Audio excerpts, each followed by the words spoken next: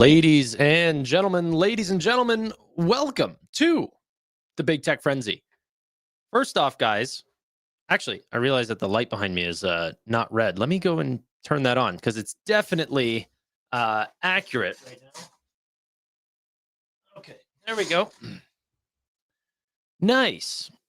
Hair's messed up and everything. I first wanted to show you guys a tweet that I just ended up putting out because I like some of the projects that Elon's working on, but Grok is so unbelievably bad.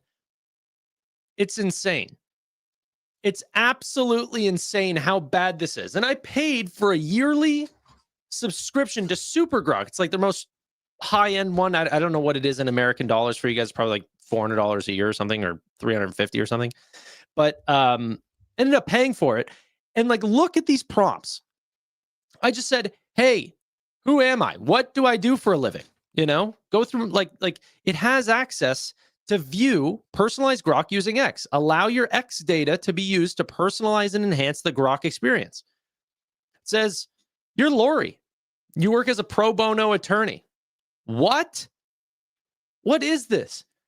I asked for a meme because I was replying to some comment that was saying, you know, SoFi is bad for transferring between banks. So I wanted a little funny thing of Anthony Noto saying, why do you need other banks? And it just shows me this random guy.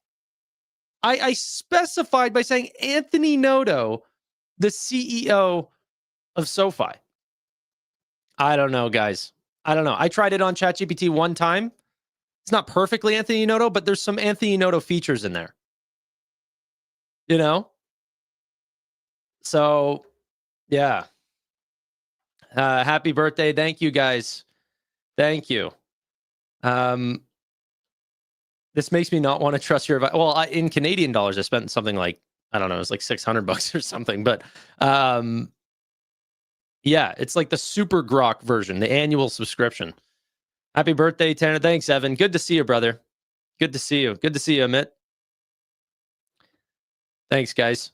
I actually can't get over how much, like, everyone says this is a commodity and they're all going to be the same. They are clearly not the same.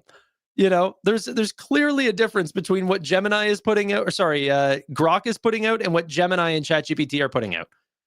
It's incredible. And then this guy goes, oh, it worked for me. That is not Anthony Noto. Anyway, that's over. We'll get into the news, but I'm just beside myself. For a Canadian birthday, cheers, lol on me. Yeah, that'll help pay for my mistake and actually switching over to ChatGPT. Thank you. No one's messing with you. This is actually my birthday, unlike other times. Officially 28 years old. Tomorrow, I've been investing for 10 full years. It was either today or tomorrow. I can't imagine I set up a TFSA was my first account, which you needed to be 18 for.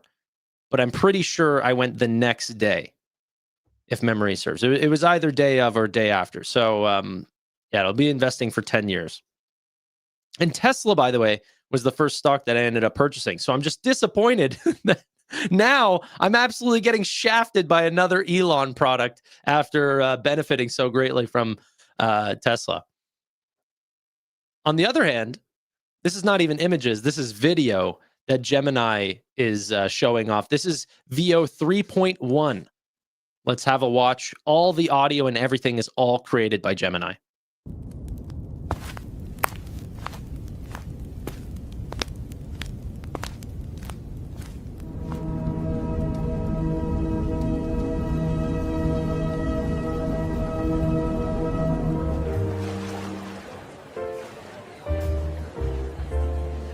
Welcome.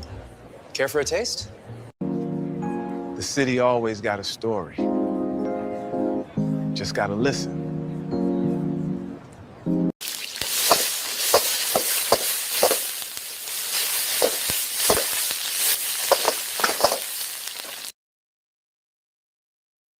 I mean, come on now. That's not bad. That's not bad. Just waiting for another one of my jobs to end up getting taken away by artificial intelligence. Not going to be taken away by Grok. I mean, I'm comfortably good. I'm feeling great at this point that Grok is going to stay far away from recreating content. But Gemini, Sam Altman on ChatGPT, pretty good chance. Tanner doesn't look a day over 27. Okay.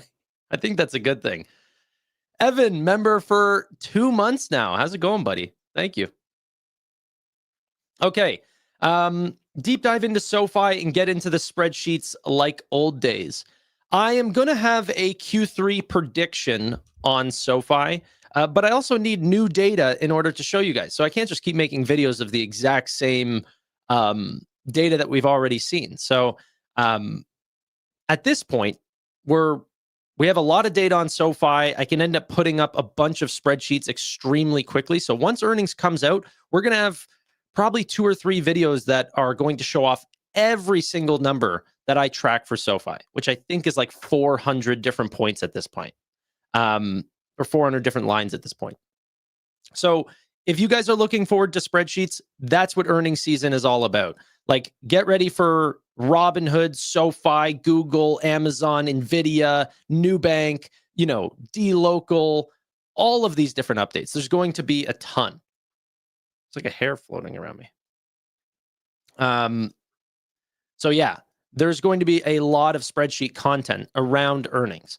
But once earnings goes past, then it's hard to continue to look at it. Yeah, or super micro. I mean, hey, maybe in the midst of it, we'll squeeze in a super micro, but I'll only do it if it's a smash out quarter, and then we'll take a look. By the way, usually Fridays is our Fiscal Friday show, which means that I'm going to be breaking down a new stock. Okay, we are still going to be doing a fiscal show, breaking down a new stock, but that's going to end up being tomorrow. Okay, I just thought there's so many different things that I want to talk about. From SoFi and this regional bank crisis, and everyone's just a little bit too worried right now. So I feel like I need to calm people down and bring a little bit of a level-headed perspective, or maybe I'm just completely off.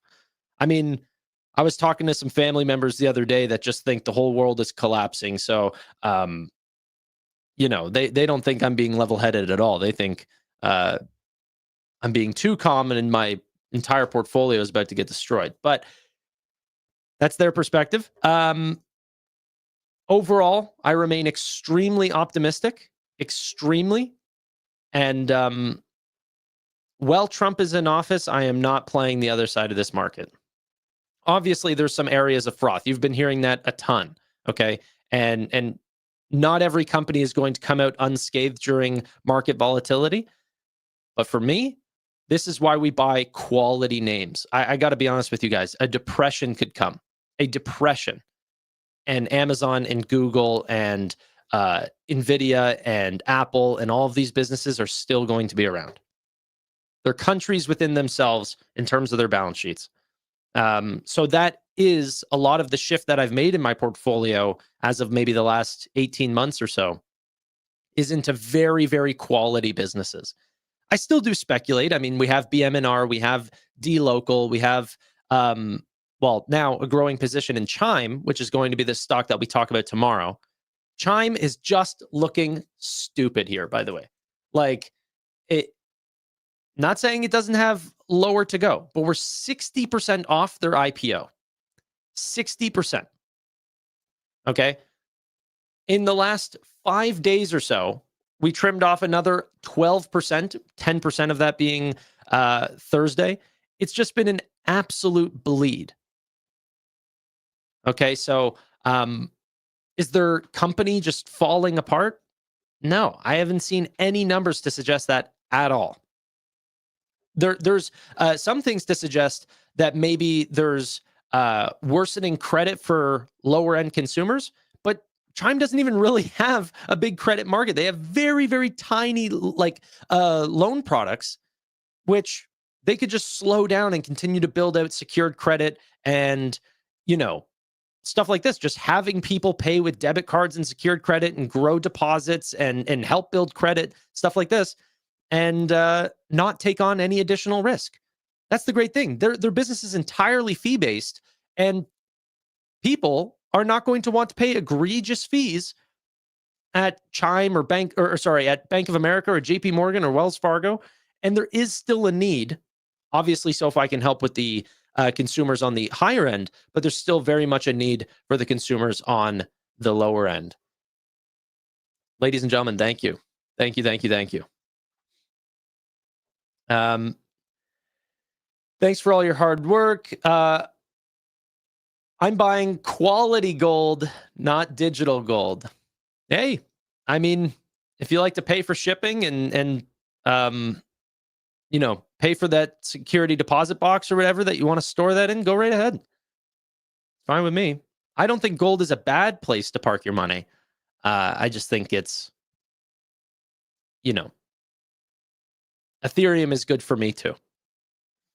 And people can talk all the crap that they want whenever it's going down, but there's absolute crickets whenever it's going up. So if anyone wants to make the prediction, put money where their mouth is on the idea that Ethereum is not going to return to 4,700, 5,000, or even, as high as 6,000 or 7,000 by end of year, then I'm happy to talk about that. But if you're just taking advantage of not being a part of the crypto markets and not buying the dip or something like this and saying, oh yeah, see, this is what I warned you about. I mean, no, it's not. These are small dips.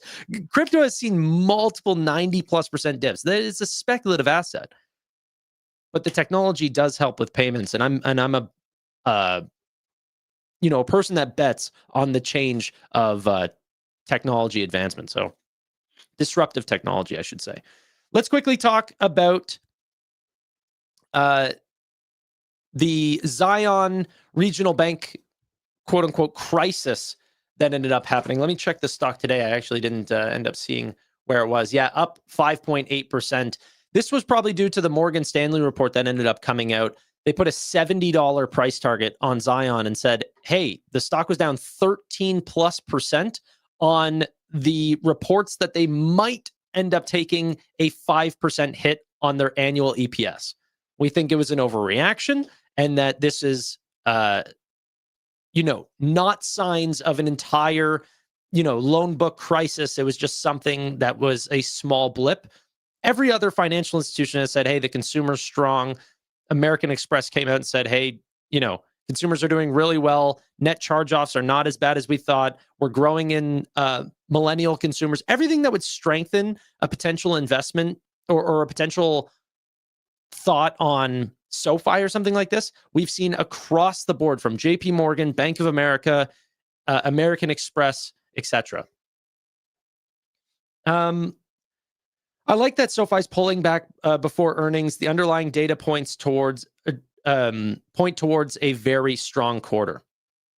Yeah, I completely agree. I've never seen anything like this, and we can continue on that case just a little bit here. Take a look at this.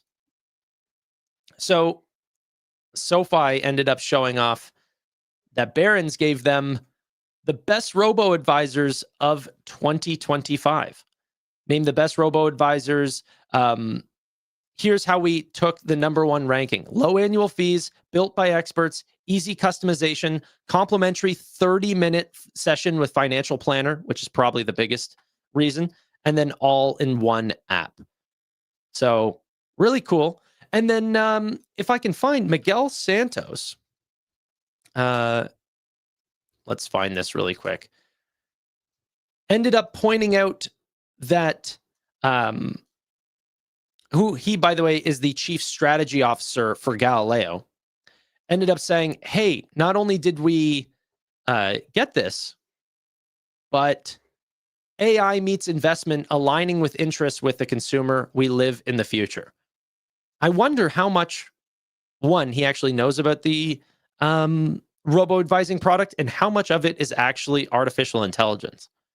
That would be surprising to me, but this is not some, small account. He works directly under Anthony Noto. So yeah. Twitch? Oh yeah, we're on Twitch. We be on Twitch from time to time. Happy birthday. Thank you, John. Can't believe you're doing a show on your birthday. I haven't done anything but work today. Really. I mean, I had some family come over today and had a coffee with my dad and everything. He brought a card over. That was nice. But yeah, I mean, as Nathan said, if you do what you love, you never work a day in your life. Guys, I honestly, whenever I end these streams, I'm more energetic than whenever I started them. Like you guys completely charge my battery. It's unbelievable. Evan's now on Twitch. What's up, buddy? Tanner, please spill your coffee. I actually have a coffee coming. So I have no coffee to spill for you yet, but I will soon. Yeah, that's funny. Prediction markets are going to get there, though, where people actually are placing bets on, maybe how many words that Amit is going to mispronounce, or how many ums or knows I'm going to say in a single stream. I mean, guys, whatever it is, put the over on the ums and knows for me. Happy B-Day, Tanner. What do you think of SoFi, JK? Howard, I'll put that towards SoFi stock, especially at a time like today. Thank you so much for the birthday wishes, but I'm going to buy SoFi before earnings. What about the AWS partnership? It's looking good. It's looking good. Miguel Santos probably has a lot more to say about that than he does about the AI product, but he probably can't say much. But yeah, we ended up talking about that yesterday. It looks very positive. I don't know how many clients they're actually going to grab from those types of I don't really know anything about that product and how many financial institutions actually look for their partnerships and everything through Amazon Marketplace and their preferred partner network. So, I mean, I'm sure they do, but maybe it's much smaller customers or something. I'm not sure. Yeah, I turned 28. Tanner, you think Amazon runs up into earnings? Honestly, no. No, I don't. I think the pessimism on Amazon is at all-time highs right now. It's actually surprising how funny it is. Like Google ends up crashing down, and then people are like, "Oh, Sundar Pichai, he's absolutely terrible. He can't manage this business." And then Amazon doesn't do well, and then people go, "Oh, Andy Jassy, he's got to get ousted, and someone else has to go in." I mean, he literally came from AWS. Okay, I have high belief that AWS is going to do very good things. It's all we're seeing from Anthropic. The semi-analysis guys are saying very good things about AWS right now. I've got a huge belief. No way this dude is 28. Yeah, I'm born in 1997, which, by the way, no offense to anyone. Thank God I wasn't born in the 2000s. That just seems surreal. But I made the cut. I'm a 97 baby. Yeah.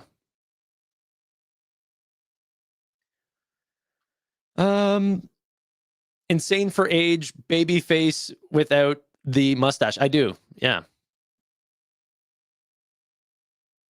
Lol, 90s baby.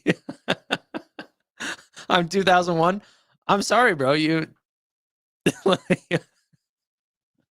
I find it crazy because, like, if I have a baby, next year or the year after, it's like its birth date is going to be 2026.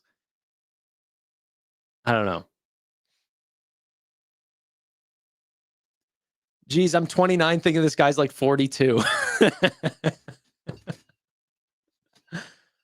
Yeah, you're telling your friends to go watch this mature investor. No. Well, I mean, I take investing very seriously, but yeah, I've always been into, I think, habits and products that or sorry, like habits and what do you call it? Like hobbies that are much older than what I wanted to do. So or what my friends wanted to do. Geez, I'm stumbling over my words. But yeah, at 18, buying stocks was not what my friends were doing. I mean, that was for sure. Happy 42nd birthday, Tanner. Thank you, Tevis. Good to see you here, brother. I was actually making all my pals subscribe to you because we've been buying SoFi between $10 to $20. Thanks, man. That's awesome. I honestly, guys, I appreciate the show out. That's insane, by the way. February 2nd, 2020. Yeah. Yeah, like right before a pandemic as well. You're just like, oh my gosh, my baby's going to see so much like the second he's born, and then trapped between four walls. I mean, it's definitely got to be better than having your baby born during the pandemic and you're like wearing a mask and gloves and no one can meet your newborn.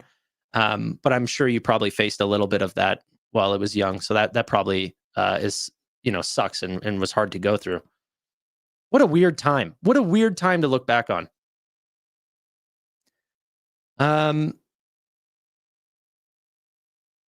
Tevis is lying. He is 41 years old. Tevis is 50. Thank you. Thank you.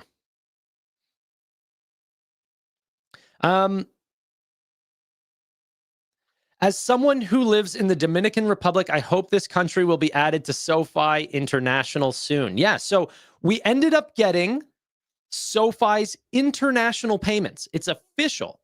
However, with a catch. There's only one country on the list that you can actually send payments to, and that's Mexico. But the people who had joined the wait list are now getting access, and you can end up sending money, which is actually using Bitcoin to end up send the money, and is much, much cheaper than what you could use, otherwise. You're paying much more if you're going through Wise, Remitly, Zoom by PayPal, Western Union, any of these solutions. Here's the thing. International payments have been around for an extremely long time, like so long where you could end up calling someone and being like, hey, I'm going to give this guy $2,000, and then you over by my family, I want you to give them this amount of money, and then they would gouge your eyes out in fees. The lower and lower that you can make those fees, the more international payments can happen, and much more often and in smaller dollar amounts. I think stablecoins is going to absolutely boom international payments and accelerate remittances, which, by the way, is already like $1 trillion industry. It's so big. But yeah, really excited to see what happens in payments whenever you make instant settlement and very cheap fees. I don't think anyone really understands what's going to happen. That being said, though, there's been a lot of activity on Ethereum today. Well, ETH hasn't done the absolute best. BMNR is, beaten down. Let's see where BMNR actually ended up closing out today. 49.85, still under 50. Pessimism is low. But this is what happens, right? Okay, so let's put this into perspective. If we look back on where SoFi was at $4 to $7, and of course you miss buying there, you have to buy 4 times higher, 5 times higher at some points. Obviously that's not as fun. But then whenever I saw someone post and they blamed me for buying BMNR at 60 or something like this. They said, oh, this is the worst decision of my life, and then added me and said that it was my fault. Like I said, I say this countless times. Do not borrow my conviction, because then you're going to be holding on to something, forget why you're doing it because it's not going up every day, and then think somehow I'm at fault. I'm posting videos I didn't email you this video. I'm not like, hey man, check this out. Check out this investment. Like, go blame Google for putting me on your front page or something. I don't know. I'm allowed to speak my mind. That said, if people have a true belief in the underlying products of what you're buying, this is why Amit ended up saying like, oh, Tanner, you always cover more Ethereum than you do BMNR. It's because that's just the way I invest. I like talking about the products because the products lead to better stock results. That old Jeff Bezos quote of, like customer satisfaction always leads to investor satisfaction or something like, I forget what the quote was. Someone will put it in chat. I've showed it off a couple times.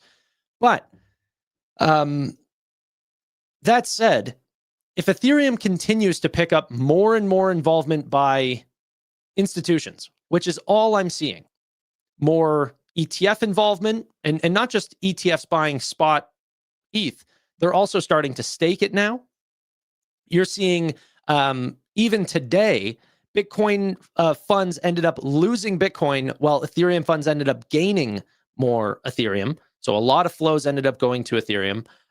You have companies like Alibaba, Swift Network, JP Morgan, SoFi, Coinbase is building their L2, Robinhood's building their L2. They're all on Ethereum. And now you have access to go out and buy this if you want. You don't have to be, you don't have to like it the way I like it. But if you do, it's now cheaper than what it was back whenever you liked it at 60. If you like the t-shirt at the local store for $80, you should love it at 50. It's only in stocks whenever things get discounted and go on sale that people hate it more for some reason. I don't know what retail's obsession with buying whenever things are at highs, but it's true. You're going to see the average view count. If we continue to see red markets and things are choppy for a little bit, you're going to see just the average view counts of these videos will end up going down. The amount of volume on companies like SoFi Invest or Robinhood's platform end up going down, and retail involvement just completely gets obliterated.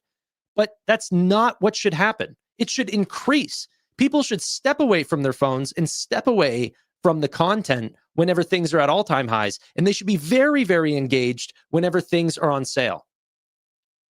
I mean, we need to look at S&P 500 or, pick your fund, pick your timeline, and look at the earnings over time, okay? A lot of people think that markets go like this, up and down, as it's a stagnant across-the-board graph. Look at the S&P 500. Here, mate. Let's look at the S&P 500 and then go out max. This is the game we're playing, okay? There are huge, full-on recessions, worst periods in history. Great financial crisis, dot-com bubble, COVID, highest interest rates in history. There are blips in the market. Blips. This game is an escalator. It goes one direction. Okay? It's just incredible. I don't know. And by the way, this is only this chart only goes to 1993. I'm sure a lot of you that are watching have lived through markets a lot longer than that. And I hope that the people who are involved really try to get involved in long-term investing, because you're going to be investing in stocks much longer than this. Stocks only go up. Well, if you look at it on a minute basis, no. You look at it on a weekly basis, no. You look at it on a 10-year basis, yes, they only go up. It's kind of funny how that works. 1987, yeah, pick your time whenever things were choppy. There's a lot of choppiness. Happy birthday, bro. I'm 19. My port is up 224% because of AMD and SoFi. SoFi, $40 end of year. Easy. Strong earnings, rate cuts, S&P 500 inclusion. It's game over for the shorts. Enjoy your day, man. Thank you so much, Omar. Crazy thing is that I wouldn't have believed at the start of the year that we could get to $40. Now, I think that there's a case to be made that, they could potentially blow it out of the water, get as close to about $1 billion in revenue, add 1 million new members. Loan platform business is kicking off. Credit cards is kicking off. That's going to be a segment that, this is the quarter to focus. Actually, last quarter it really started last quarter, but they've been pushing a lot of credit cards. So Very interesting. By the way, congratulations. 19 years old to have such a performance. Omar, man, you're killing it. You're killing it. Kelly, good to see you. No one's late. No one's late. Thank you.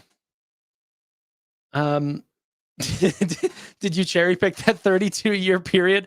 That was the length that the SPY has been open for. So, yeah, maybe they were just lucky whenever they started it. Tanner, you've been rooting for the Blue Jays? Yeah.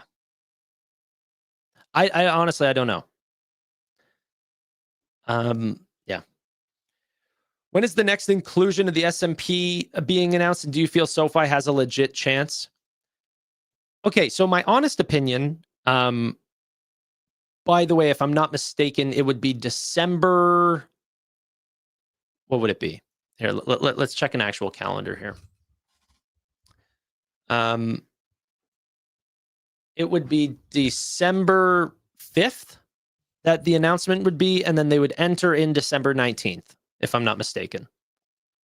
Would be the next one, unless there's a merger or something like this that happens in the S&P, and then they pick an individual name to replace it. That happened a few times this year. By the way, do they have a legit chance? S&P has been really increasing the amount of financials that are entered into the S&P. You have Coinbase, you have Block, you have Robinhood. I'm missing a few as well. There's been a few. And then in between that, we got Trade Desk, we got AppLovin, IBKR. Yeah, IBKR, another financial. There's been a lot of financials recently. So is that too many? And that, we almost SoFi, because of that sector mix, ended up getting pushed out?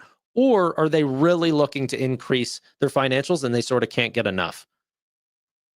I think there's one financial, which is like a regional or community bank, I forget the name of it, that has a larger market cap than we do, just slightly.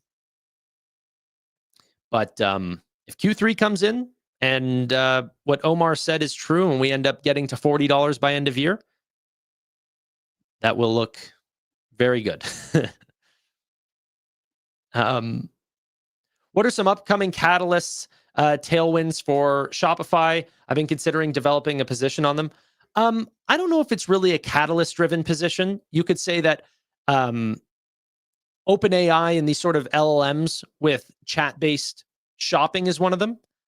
Potentially AR stuff that ends up coming, but that's even long-term future stuff for advertisements that lead to those e-commerce sites. But overall, just more of a decentralization of, shopping in general. That is a big tailwind for Shopify. Age demographics, all these things for e-commerce, for shopping in store, that's just a general tailwind.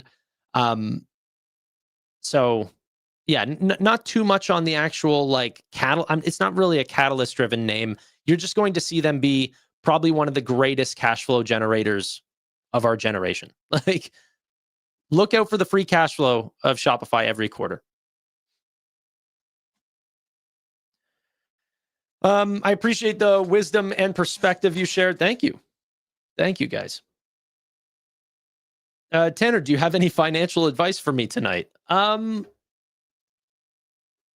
Yeah, I would not be fear-mongering as much as people would want you to suggest. I mean, constantly, every year, people call for bottoms. This is the time where everything changes, yada, yada, yada.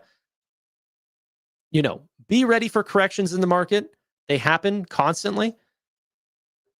But we're up a ton. Realize that if the stocks continue to have margin expansion and operating leverage, that they can probably yield a higher premium and that stocks go up. Pick companies that are growth-based.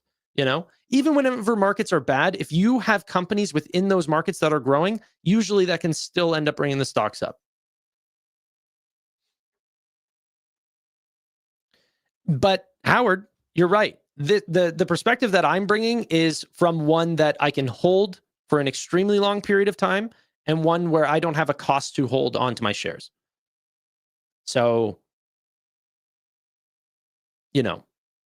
margin does not play a role in the things that I'm saying. You need to make your decisions quickly, but I'm not one to do that. However, even whenever markets are potentially choppy, that's a risk to Robinhood's entire playbook, is that in a bull market, they're extremely strong. In a worse off or potentially even bear market, they are twice as worse. It's essentially a 2x leverage position just on its own, because not only does sentiment bring down the stock, but the actual financials end up getting hit as well. So, if SoFi stock goes down, that doesn't affect their earnings, but it does for Robinhood, because it generally speaks to less volume in the markets and less retail participation. Robinhood, however, might start to play even more roles in things that maybe are not quite correlated to equity markets. Prediction markets, ladies and gentlemen. We're adding 100 new event contracts in the coming weeks. First up, political prediction markets. Trade your predictions for key 2025 political events like tariffs, Fed policy, spending cuts, and more. Now, let me tell you guys why I think that this is so important, and why potentially I'm even going to start using these types of prediction markets, is because it's, well, hang on, I don't consider this gambling. If I end up taking a position in a company like SoFi, okay, they are so heavily tied to Fed policy and what is happening in the broader, macro environment, that if we, for example, do not get a rate cut, then SoFi stock is going to get killed. But yet the chance that there is a rate cut, 2 more rate cuts this year, is sky high. So let's just see what this looks like on Kalshi, for example, the odds of not getting a rate cut. And if I played the opposite side of that with an extremely low amount of money, okay, that, like, if I said, hey, there's only going to be 2 cuts this year rather than 3, which is what's expected. Well, that would essentially be a 13% chance of happening. Okay. How do I don't use this enough. I forget how to take off the other ones. Where is it? I don't remember. Oh, there it is. So if I only think that there's 2 rate cuts, that's a 13% chance of happening as of today. Okay. I could essentially bet that, hey, I believe that SoFi is going to do extremely well, but on the off chance that it doesn't, maybe I hedge my position just so ever slightly on, only 2 rate cuts, or potentially maybe even only 1, if that's even an option. No, I don't even think they have 1, unless there's already been 2. I don't think there has. Was there one in like January or something that I forgot? I don't remember that happening. I thought the last one was in December of last year. Well, aside from September. It won't be gambling when SoFi launches it, right? CME just announced that they are actually going into compete against Kalshi and run their own prediction markets. Now, this is something to really consider, okay?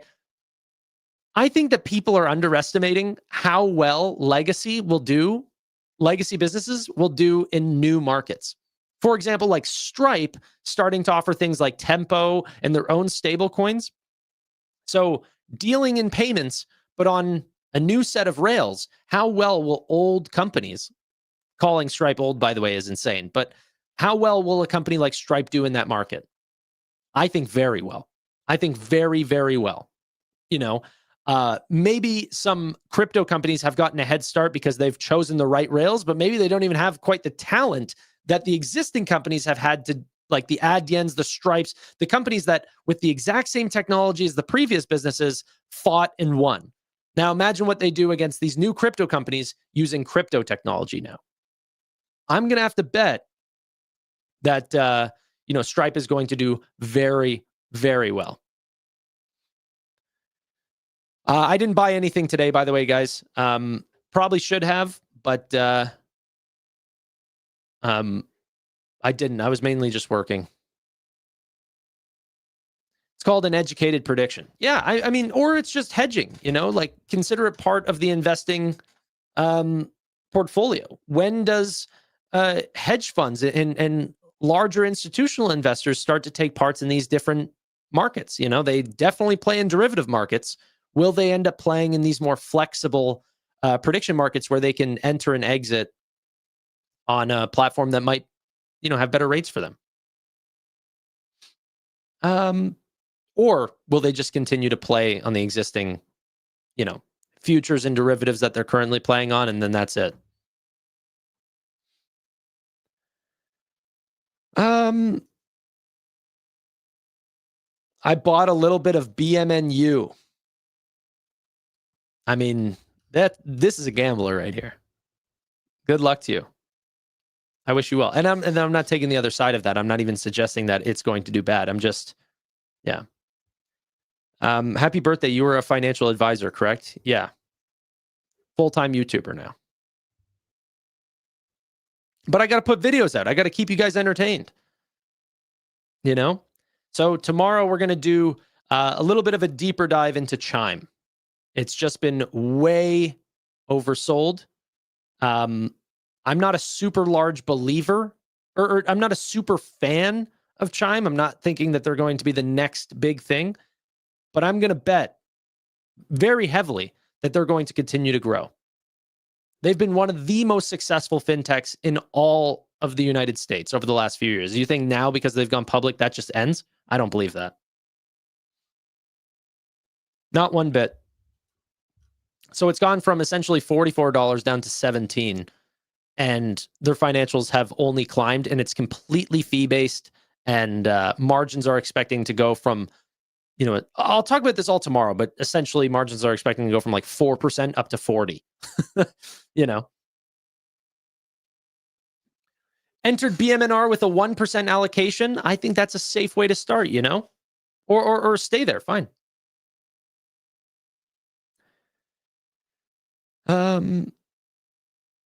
When community port rebalancing, I honestly was going to do that on the 8th this month, and then we got really caught up with news that ended up happening. Maybe we could do that this weekend, like on a Sunday or something like this, but we definitely need to do that.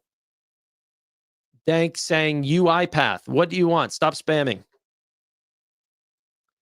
It's not a name I follow. No one's going to buy it because you typed it in this chat. Go away.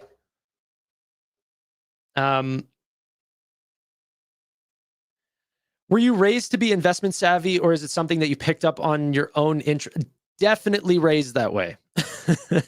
Definitely. My dad, my brothers, I'm the youngest of my entire family.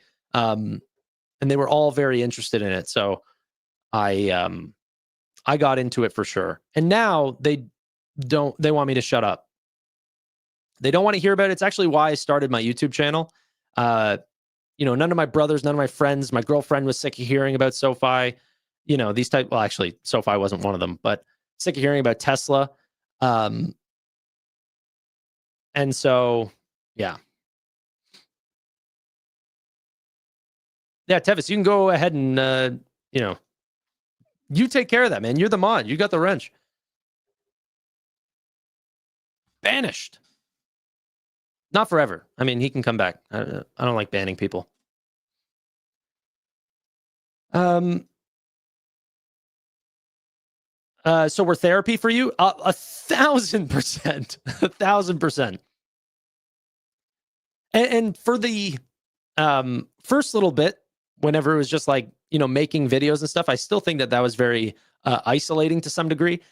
Then once we started doing meetups and like I'd see you guys at like hood events and stuff like this and doing the live streams, it really puts like faces to the accounts that I talk to. A lot of the names that I end up seeing, in chat, I'm like, oh, I've met that person in real life. It's like a complete community, and it's just changed the entire game. So honestly, guys, I'm so grateful for you guys showing up. 1,000 people in chat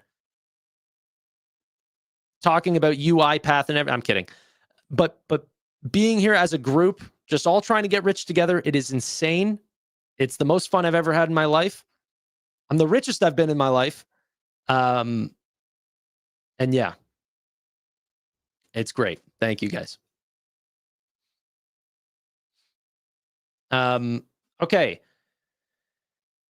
That's the reason why I listen to you. My wife doesn't want to hear it, and I have no friends that invest with at least. Gotcha. Happy birthday. Thanks, guys. Let's get back into the news. Okay.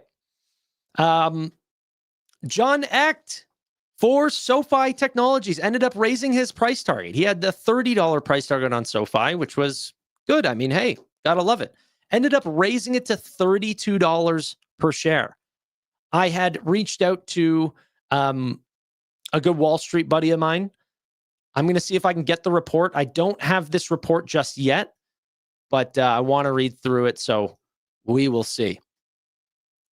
By the way, I ended up getting more details from, that report that we ended up getting from, I actually don't know if I'm supposed to say the company name anymore, but from that company that ended up showing us the downloads on SoFi Technologies, we ended up seeing roughly about 1.2 million downloads. They also end up tracking monthly active users. Okay. Monthly active users, let me see if I can pull this up really quick.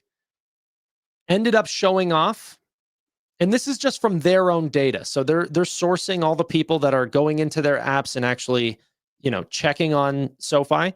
I think for Amit really, really likes Robinhood, and I do as well. But one of the problems that he's had with SoFi is that they don't disclose monthly actives.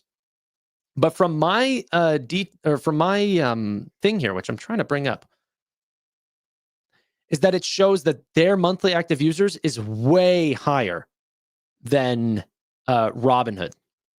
It looks to be about, and we have about 12 or maybe 13 million people on the app as of today, not what's being reported, but it looks to be around 5 to about 5.3 million monthly actives. That would be like a, 40 something percent monthly active user. It's huge. It's huge. It's not, activity levels that Nubank is seeing, but that's pretty damn good.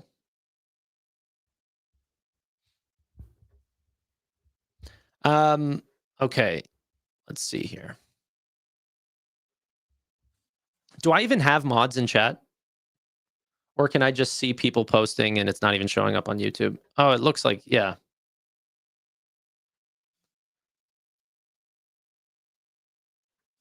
Okay, there we go. Like, where are the mods? I got them. Mod me, the Steady Fund says. Absolutely, brother. You've deserved it. I'll mod you.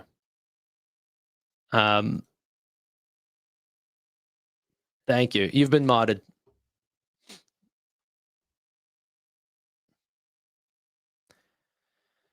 June said she'll mod. Thank you. I'll add you as well.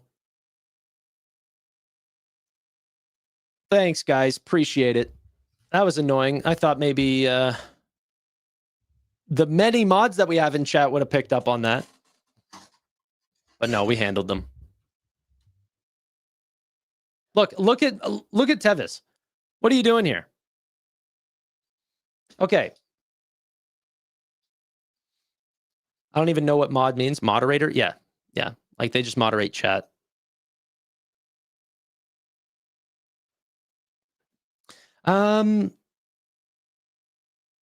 Yes. Mod me and I'll ban Tevis. All right, you're modded.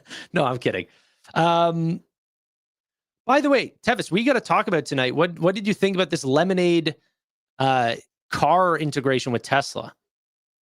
This seems really interesting. The idea that like smart vehicles that actually are reporting live data as they're driving could also help with insurance. Obviously, there are tools that you can install on, your cars today that will do that, but just having that live data and just making, an API connection instead just seems absolutely brilliant. could be really interesting for the future of auto insurance. I don't have any position in Lemonade, but yeah, technology makes things quite interesting. Nubank ended up ranking as the number 4 on Fortune's 100 fastest growing companies list. There's a lot of AI names on that list. Nubank ended up on number 4. I mean, come on now. Nubank's customer base expanded to nearly 123 million customers globally as of Q2 of 2025, with an activity rate, which is monthly revenue generating activity, above 83%. What companies not fintech intrigue you? Nvidia, Nvidia, Amazon, Google. Does BM&R count? I guess that might be. Well, it's not financial tech, but they are buying financial tech. Joby, yeah. I do consider Shopify financial tech. You know, you can call it e-commerce, whatever. I do still put that into that same sort of bucket. But it's just easy for me to understand. You know? But my whole portfolio is essentially tech. Yeah, I don't really like playing outside of it because history says that you might be able to thematically play or cyclically play some of those industries, but historically they just can't compete with technology. That's the truth. So energy play, like there's a lot of things that do very well in certain time frames, but you have to get those right. And not only do you have to buy at the right time, you also have to exit at the right time. So for me, I like those, like how does Warren Buffett sort of say it? Like he likes buying businesses that are so stupid that even like a new idiot CEO could make money doing it. I think buying in tech is sort of like that. Like the whole industry is just going in one direction that it's just such a tailwind, you know? Obviously you can't have idiots running them, but you know, I also follow stocks well or you know, often enough that I can sort of rebalance the portfolio if I see something falling apart. But yeah.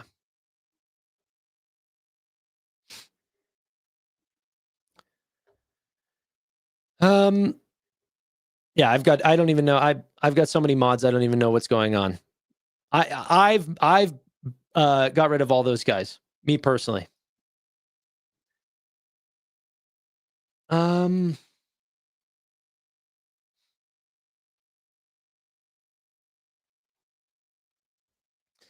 Terry says, I'm trying to purchase your course, but I want to confirm if it's real and legit and not a scam. Can anyone answer this? Has anyone used the course or went through the course? Terry, like 100%, if you don't like the course after, you know, using it, well, I have 100% refund policy for the first 30 days. So like legitimately you could watch the entire course and you could do the entire thing in 30 days and scam me. You know, I'm just lucky no one's done that yet. But yeah.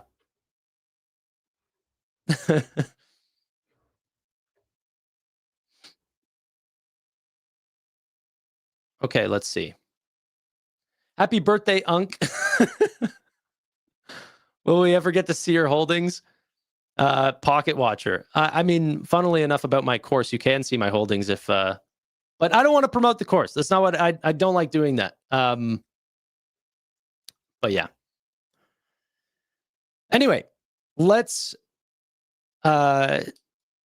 quickly switch over to, well, we talked about all the AI stuff with Grok and Gemini and why I believe Sam Altman's still dominating. It's insane. Like so much the high quality talent that's been taken away from ChatGPT and over to Meta has seemingly made absolutely no difference yet.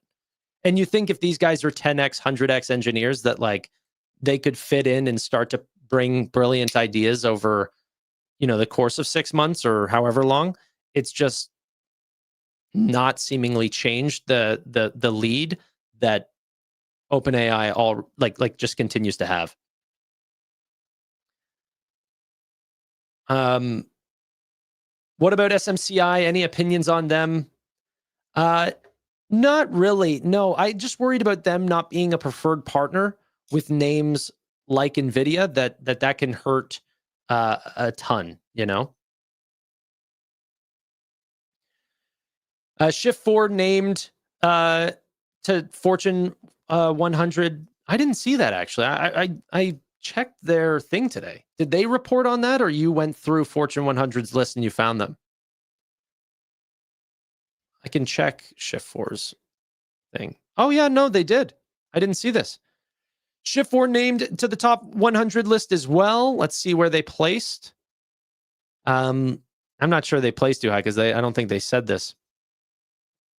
The recognition from Fortune is a testament to the incredible trajectory that we're on and our ambitious goals moving forward. Shift 4 CEO Taylor Lauber said, "We are scaling quickly and growing with purpose, bringing our industry-leading integrated payment solution into new markets, building proprietary tech, and simplifying commerce for merchants across the globe, and doing so in a highly profitable way." Yeah, they don't say where they landed, but I do have the Fortune 500 list here. Guys, guess which is number one on the list? Oh my gosh, you know what's number 2 on the list? Royal Caribbean Cruises. Number 1, obviously, is NVIDIA. And then Super Microcomputer, Nubank, Duolingo, Powell Industries, Mercado Libre, Vital Farms, Uber, and then what's the other one? Willis Lease Finance. I mean, Mercado Libre, Nubank, yeah, quite interesting. Quite interesting that Royal Cruises made it to number 2. Yeah. I sold off my SMCI after their accounting debacle, just recently bought back in. Yeah, I mean, maybe there could be some, some position there. I don't think they're going away completely. They can rebuild a reputation. I don't think that's unheard of. But I haven't looked into them nearly enough. Some people just still want to go like further down the value chain to find the individual data center or whether that's rack system names to sort of benefit off of. But I just really, really feel comfortable in names like NVIDIA, Google, and Amazon as AI play names. I think it's such a fast moving industry that names could be replaced so quickly. So quickly.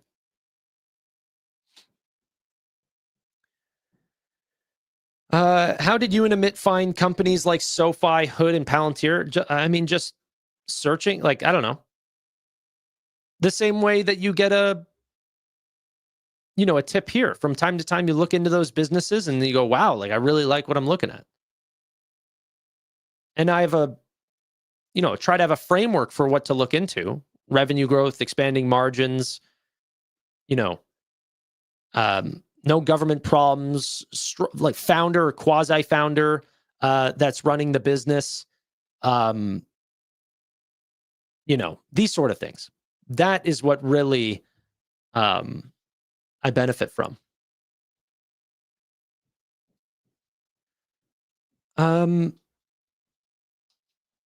Oh, 1 second. I think my coffee is here. Give me 1 second. Thank you. You go on, Raina. No. Take her. Go on. Thanks. Ladies and gentlemen, we got him. We'll have a sip and then we'll continue. How about that, huh? It's 9:59 p.m. It's a good time for a large coffee. Okay, great.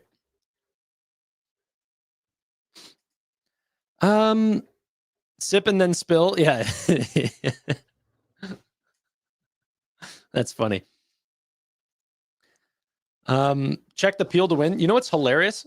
My girlfriend's already taken them. So I have no clue. I could have just won. I don't know. I don't even get the mystery of it anymore. On my birthday, I don't even get it. Thanks, buddy. We drink proper coffee here in Australia. What is that? What's that in reference to? You don't think McDonald's has good coffee? I mean, they literally, I know it sounds, for people that have not had coffee from McDonald's, it would sound like they don't have good coffee. They have unbelievably good coffee. Okay? Tim Hortons coffee sucks. I still drink it, but it's bad. Tim Hortons is they are just a bad establishment. They should go under. Someone needs to replace them. I've never heard of a coffee shop that offers pizza and power bowls, and they just offer anything because they don't even have a target audience anymore because McDonald's does better coffee than them. So they're just trying to sell you anything. They literally try to sell you anything.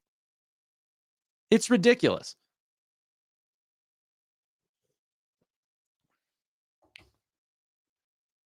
Yeah, they're not even like a bakery anymore. Okay. McDonald's has the best water. Starbucks has the best water. Starbucks for real puts they spike their water or something. I don't know. It's so good. Okay, let's get back into it. Rivian ended up putting in this weird thing. I don't know if I don't follow Rivian. I've been told to look into this name. It's going to be the next big Tesla. Obviously, I do follow Rivian to some degree. Like I've seen the product reviews for the R1. R2 is coming out soon. I think that's Q2 of 2026, if I'm not mistaken. Similar idea to Tesla, where they want to sort of go down on the cost of the vehicles, similar to a Model X to a Model Y type development. Then they put out these, I don't know, maybe I should mute it. But look at this. Spooky season. Something is bubbling.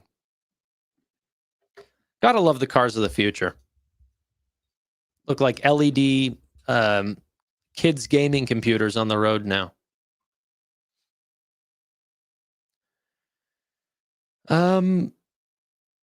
McDonald's coffee is the same. I heard this. I heard that this was a real thing, that McDonald's supplier for coffee was Tim Hortons' old supplier for coffee. I actually did hear that. Is that true? Is that what you're talking about? Tim Hortons ice cap is okay. Okay, well, you like dessert. I mean, you might as well go to Dairy Queen and get an ice cream. That is a dessert. Also, I don't want to insult half the crowd. We're going to lose half the audience here, but I just have to say it. If you're going to Starbucks and you're getting a Frappuccino and you call that coffee, like for real, go to Dairy Queen. It's a Dairy Queen item. They sell adult ice cream or adult desserts. They call it coffee. There's like 60 grams of sugar in some of these drinks. Like, it's insane. It's like multiple Coca-Colas. And then they put caffeine in and they're like, oh, that's for an adult. Okay. All right, I'm out. Bye. That's awesome. Okay. I had a couple. I had Krispy Kreme a little bit, as well as what's the big Dunkin'? It's all right coffee. I would honestly equate it to Tim Hortons, though. Am I wrong on that? Oh, big cat, big stretch. What's up, buddy? All right, he wants out now. Give me 1 sec. All right, go on. Okay. Avoid. Dunkin's bad. All right, whoa. The pumpkin spice chai has 66 grams of sugar. Yeah, no, that's great. What's your daily intake allowance? Like, how much sugar are we allowed to have that they recommend? I also love how we say they. There's just an overarching authority on my health.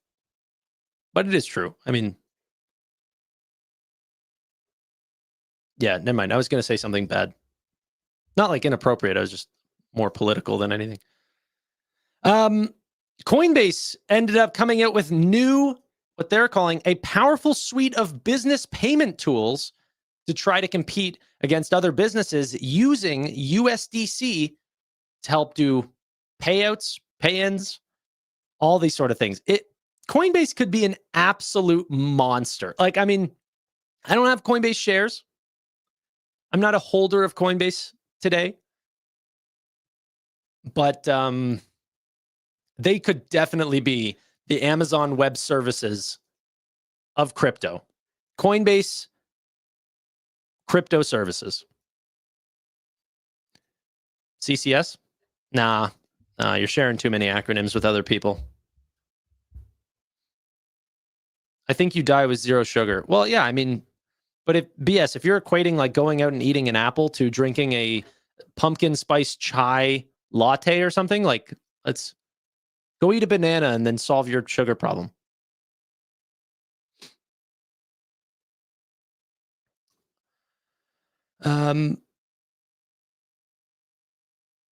Yeah. I don't mind eating fruit. I eat fruit. I don't even really count it at all. I don't think you can kill yourself eating a bunch of mangoes. And don't quote me on that. I'm not a health expert. Okay. Worry about it. All right. Grab stock.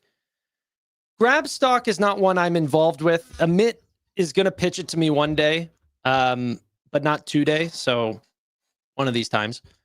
And it's not his fault. It's more mine.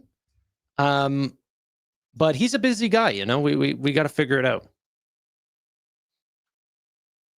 Sorry, that was a complete non-answer. I have taken quick looks at Grab. I didn't see anything that grabbed me. So I moved on and put my money in other places. I think DLO is interesting. I think the management at DLO, I think the growth, the prospect, the new products coming out, that's exciting. And Chime maybe to some degree as well. I mean, like, look at the growth at Chime even compared to Grab. I think, like, you want to buy an American-based fintech, or do you like the emerging? I mean, maybe you do, but then if one has faster growth in a better market, I mean, that might be worth it. And then the stock is down, 60% off its IPO.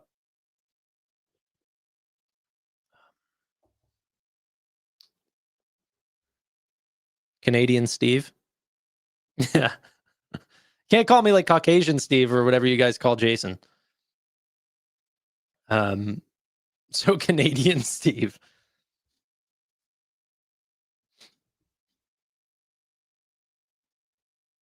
So AMD's MI400 will compete with NVIDIA? I mean, that's the hope, right?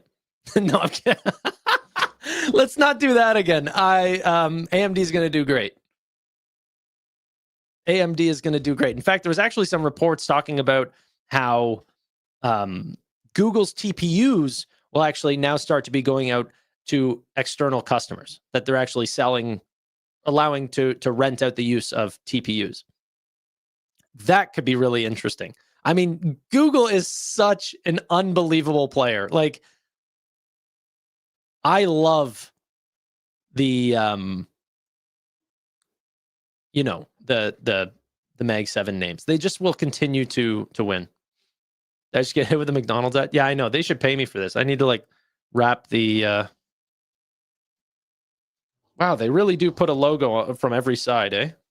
Jeez. How about this?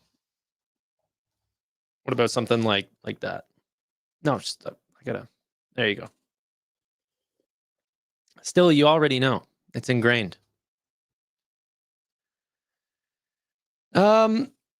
Any thoughts on Pagaya? No, not really. I should look into them, but it's not really. I'm not very good at buying the smaller cap names. I'm kind of good on the higher end of a mid cap or even a large cap, and then watching it grow from there. Only a few times do I buy some smaller names, and Pagaya is decently small.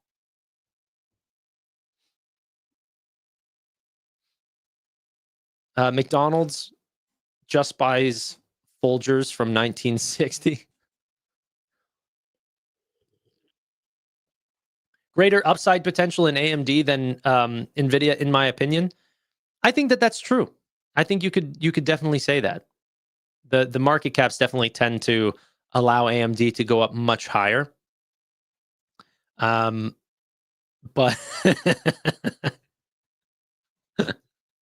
I mean, it's kind of true, Nathan. There's some times where I feel like I can't read on this show. But no, sorry, what was I going to say? AMD definitely looks to have a larger upside if they can win in the GPU market, right? That's the big if. So I don't think anyone's investing in AMD if they're just going to play in the CPU market. It's about if they can sell to large companies in the AI market. And I'm not sure that's a guarantee. If it is, if you guys believe that, then AMD is a way better investment than NVIDIA. But it comes at a premium. A premium to NVIDIA, by the way. It's more expensive than NVIDIA. But yeah. I think that there's just so much money to be made in AI markets, the amount of chips that are going to be sold, that like NVIDIA's market cap right now will look small compared to what the future holds. Yeah. I haven't had McDonald's in about 5 years. Honestly, you're not going to catch me eating too much McDonald's. I do get caught up in like a carrot muffin from time to time. So good. But no, I mainly go there for the coffee. All right. Okay. Get the milkman here. Well, Steve will be on the next show, which is at 10 p.m. We have the Fintech Friday show it's going to be a full crowd. We've got Roy, Steve, Data-Driven Investing, Tevis, and myself. So that'll be a full show.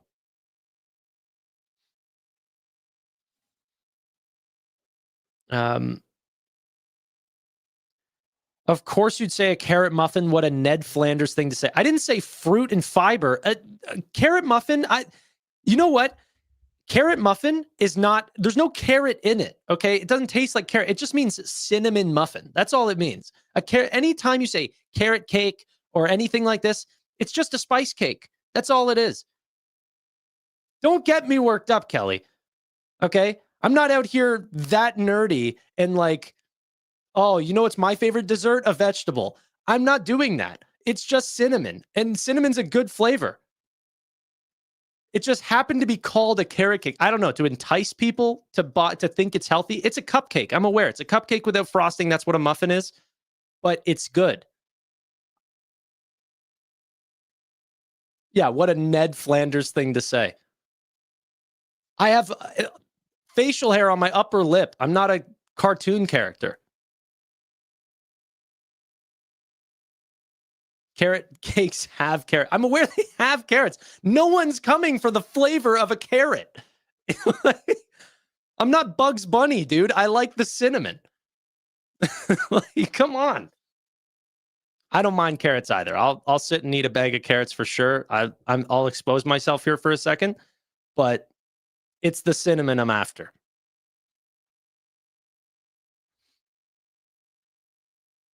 Tanner, how many stocks in your portfolio? Let me do an actual check for you. I think it's 16. It could be 18.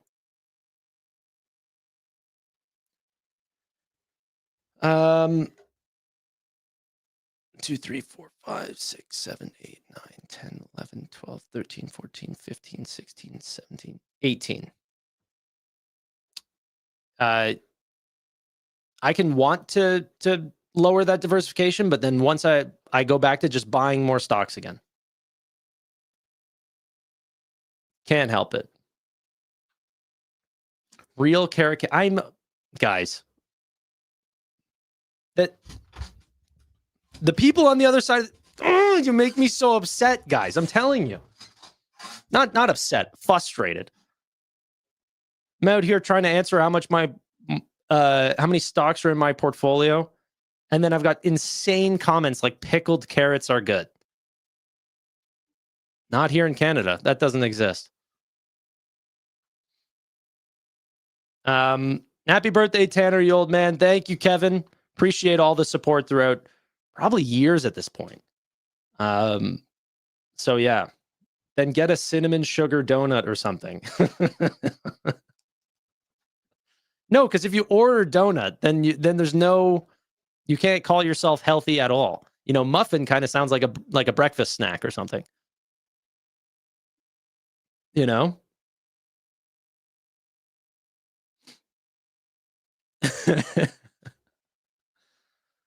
Okay.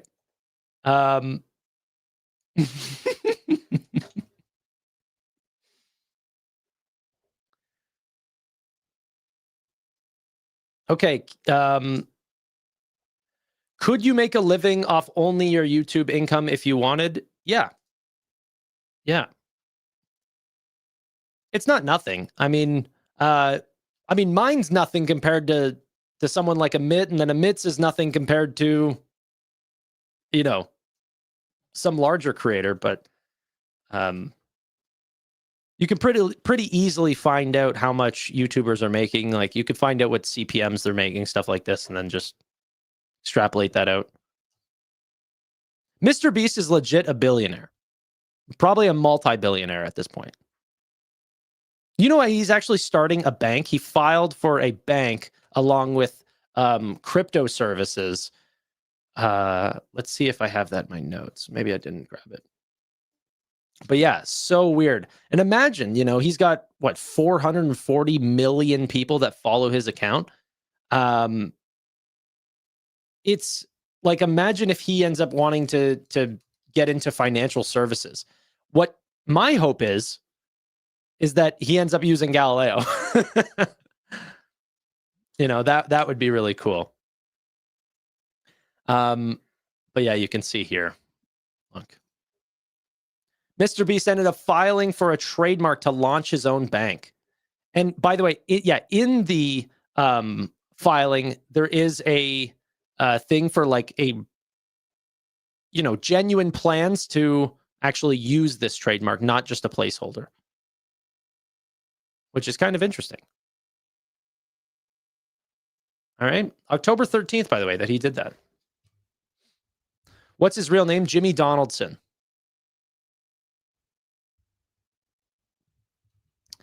No respect for the Jimmy Beast. All right.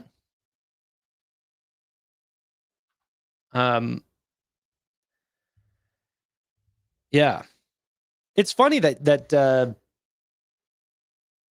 you know, you guys are so anti this sort of idea. I think it's kind of cool. But all right. He's got no chance against. So, I mean, dude, I would not like, he started a little candy company, and now I think he's like really putting pressure on Hershey's. Like, I think they're the potentially the second largest chocolate company under Hershey's. Like, I mean, they're absolutely, you know, having a following of 440 million people, or whatever, on one thing. Like, that's just on YouTube. I think he's the largest creator on TikTok. He's one of the largest accounts on X. Like, I don't know, a following can get you pretty far. The president was a social media influencer at one point. I mean, like, now he's the president of the United States.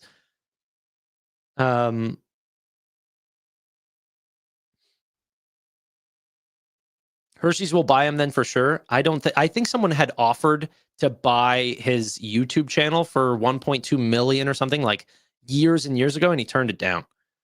He said there was no amount of money that he would sell it for.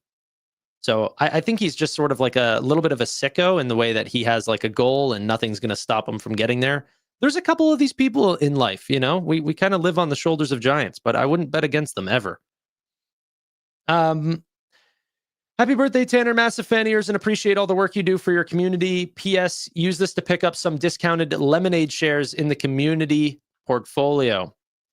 Thank you, Alec. Really do appreciate it, man. Thank you for all the nice comments as well. What is this, Mr. Tanner Maple Syrup? It's like my full government name. Okay. Okay, what else? Yeah, part of the financial thing as well is that he is fully global. I think financial services is not a very global thing unless you're talking about crypto. So, yeah.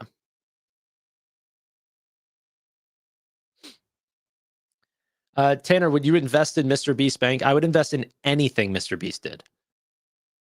He's kind of has like a Elon-esque record where everything he touches turns into gold. So I would definitely invest in anything he did.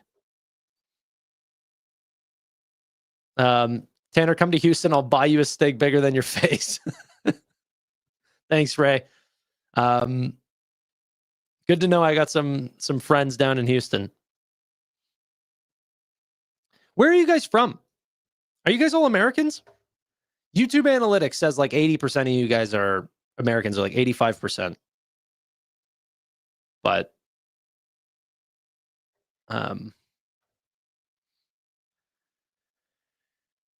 his restaurants aren't doing so well. He completely canceled his restaurant thing because the company that he ended up partnering, like he didn't own the Mr. Beast burger. It was a partnership company, and then they scammed him, so that he just abandoned it. And I think he sued them and won.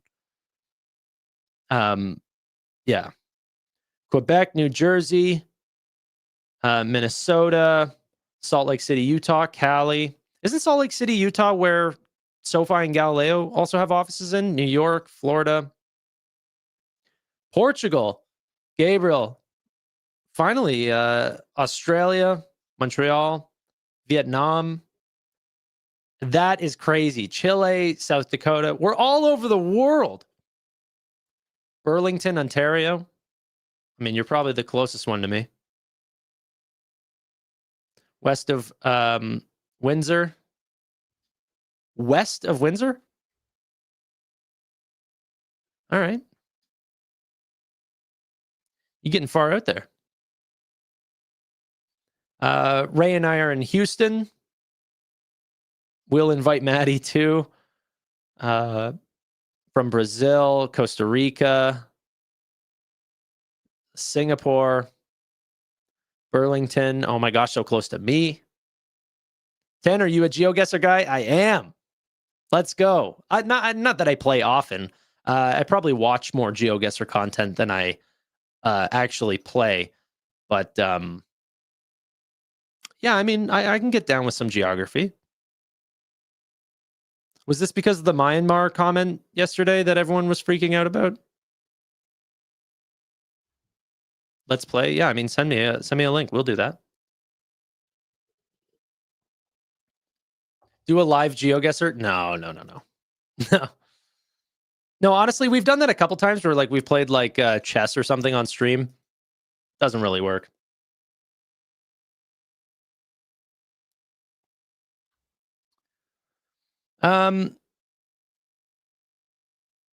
Holy moly, I just noticed you have 53,000 subs. I know, it's been a good month. You play Hogwarts Legacy, or are you a muggle? I don't play Hogwarts Legacy. I've got no console or anything to play it.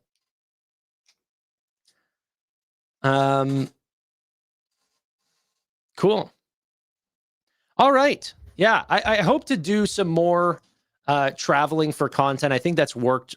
Like, I wouldn't have expected that to work, or for anyone to ever show up to those type of events. But then I've seen things like, what Amit's done and everything, and also the amount of people that have showed up because we share similar audiences that knew me there. And I think honestly we would get a massive audience together if we did something like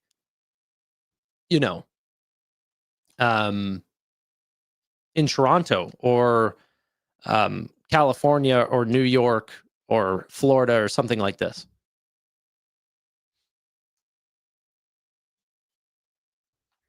Tanner would be Hufflepuff. Don't even say that. I'm Gryffindor all day long, and I'm not taking any other answer.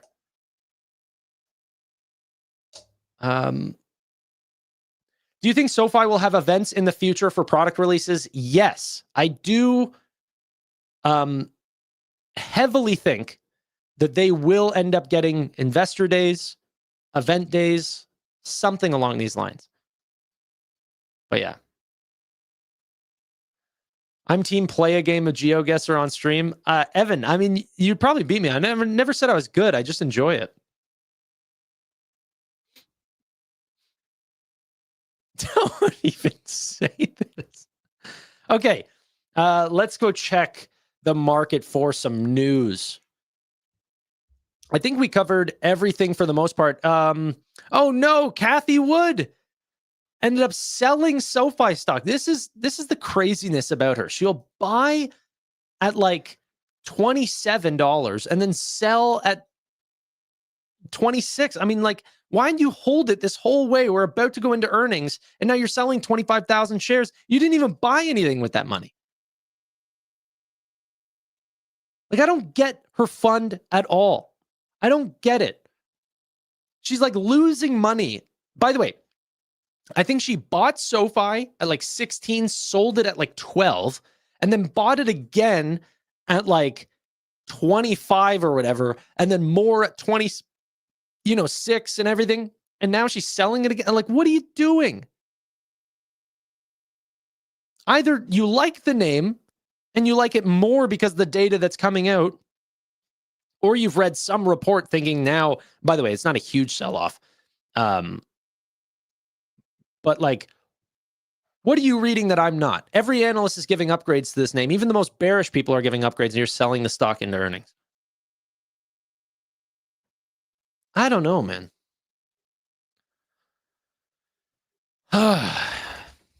Just gives me weird vibes. Wow, amidst 2 deep dives is on Bitmine and Duolingo. I thought it was going to be on Amcor. But those are interesting names. I'd be curious to see what his opinion on BM&R is. Yeah. Okay, let's see. NVIDIA says we are 100% out of China. We went from 95% market share to 0. Oh, crazy. It's a hard time. At the moment, we are 100% out of China. And so China is 0% of, we went from 95% market share to 0%. And so I can't imagine any policymaker thinking that that's a good idea. That whatever policy we implemented caused America to lose one of the largest markets in the world to 0%. But anyhow, in all of our forecasts, if there are any shareholders out there, all of our forecasts, we're assuming zero for China. If anything happens in China, which I hope it will, it'll be a bonus. But it's a large market. China is the 2nd largest computer market in the world. It is a vibrant ecosystem. I think it's a mistake for the United States to not participate. At the moment, we are... Yeah. Yep. Let's see here really quickly.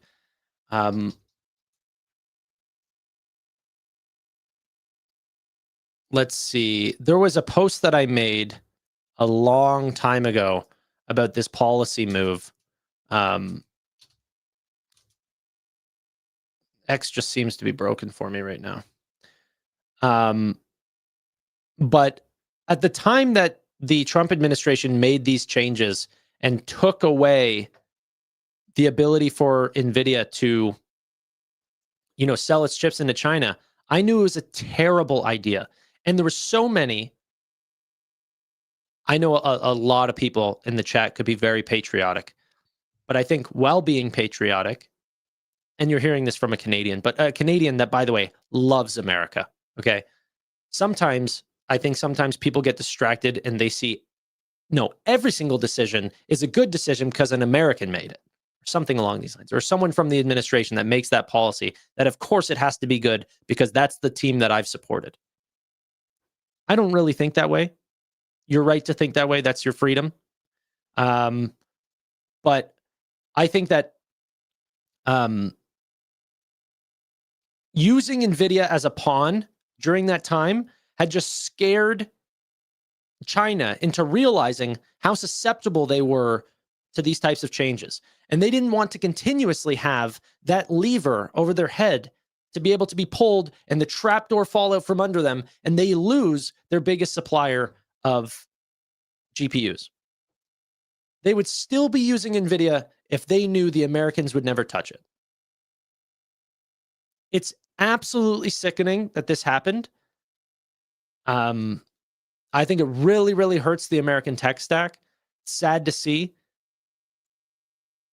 I think Jensen had deserved the right to win. And out of his own control, the government had made the situation much, much worse for the American people. On this specific issue, that's all I'm talking about. I'm not making any other statements. And in fact, I actually think it's been really good so far.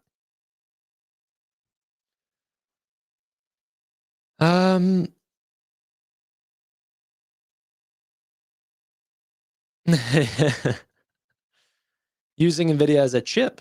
Yeah. They were using them as a pawn, though, for sure. There's a long line. Don't need China. The amount of people, like, this is what I mean by, like, that is a bad way to think. There's never enough customers, ever. China is going to be making up a massive percentage. They make up for half the AI talent in the world. Okay? They make up for a massive share of the overall AI demand. You want the products of the future that you use to be built from American companies. At least I do. I want the products to be made, and you might not even trust the Googles and the Microsofts and the Metas of the world, but I sure as heck trust them a lot more than I do Alibaba or Temu or, well, that's under Baidu and all of these companies. Way more would I trust a Meta, someone that I could go out and reach and you know, sue or you know, somehow have legal policy against that person if they did me wrong, than TikTok. And these are just my opinions.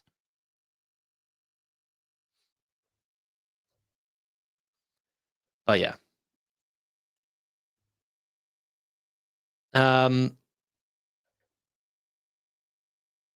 All right.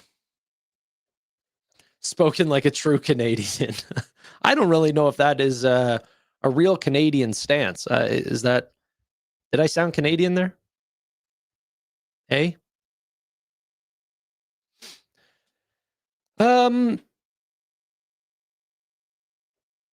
Let's see here.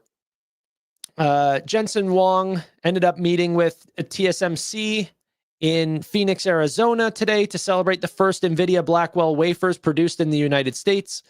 This achievement marks a huge step forward in paving the way for sustained American leadership in AI. Yeah, I mean, I got to get some TSM shares.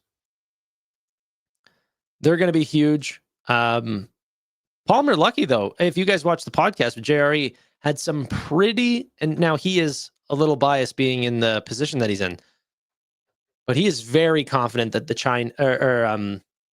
that the Chinese government is going to make a move on TSM. And he does not have a extended timeline on that, let's say. Would you invest in TSMC? Yeah, I just said I would. Yeah, 100%.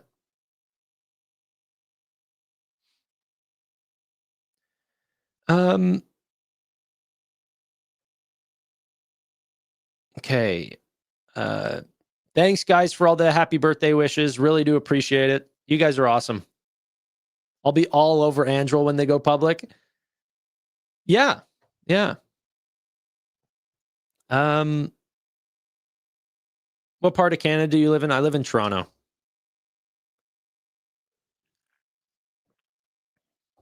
5 to 10. Yeah, he doesn't even believe 5 to 10 years. He was talking like they have a project to make sure that they come out with this new military equipment or whatever. He's being very vague about what they're working on, but these new projects that they're working on by 2026.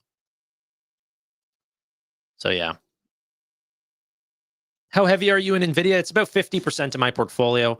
It's a little bit less because my other names are doing so well and NVIDIA's just sort of been at a standstill. So let me just check really quickly. It's actually at 42.8% right now. 42.8.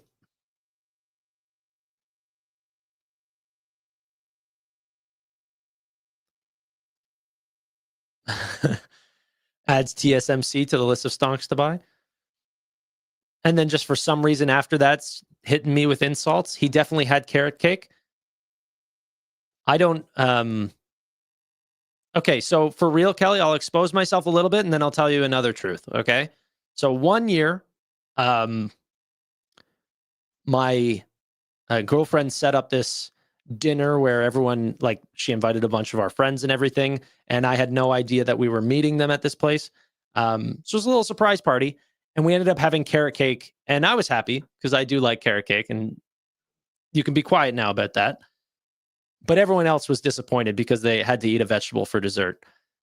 That said, I didn't have carrot cake today. I don't even really eat cake anymore, so I didn't have a dessert or anything along those lines. I haven't even had dinner. I'm not even doing dinner today.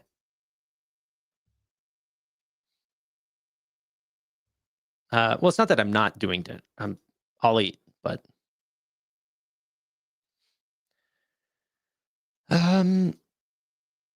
ooh, the frosting on a carrot cake, though. Who are your top 5 CEOs? I always hear stuff like this, and then I never... Like, these types of questions ruin my entire night because then someone else will pop into my head and I'll go, oh, I should have said that person. That person's definitely higher than the other person. So it's whoever comes to my mind first. But Elon, Jensen, these types of people would definitely be there. I think that Mark Zuckerberg has done an unbelievable job. Very, very young company. He's been a killer his entire life. I've never even taken a share in Meta. Not that I can remember. But he's so young and has constantly dominated his entire life. Hard not to put him on that list. Yeah, I've always wanted to say Mark Benioff, but just lately I find him getting old. But I've been a fan of Mark Benioff my entire life. I don't know, man. I don't know. I honestly, guys, I wouldn't say Noto. Top 5. There's like you're up against some of the best CEOs in the entire world. Like, I love Noto. I think he's doing an exceptional job. But there's a lot of companies that are doing exceptionally well. Like, would I even put Vlad there? Maybe. You know?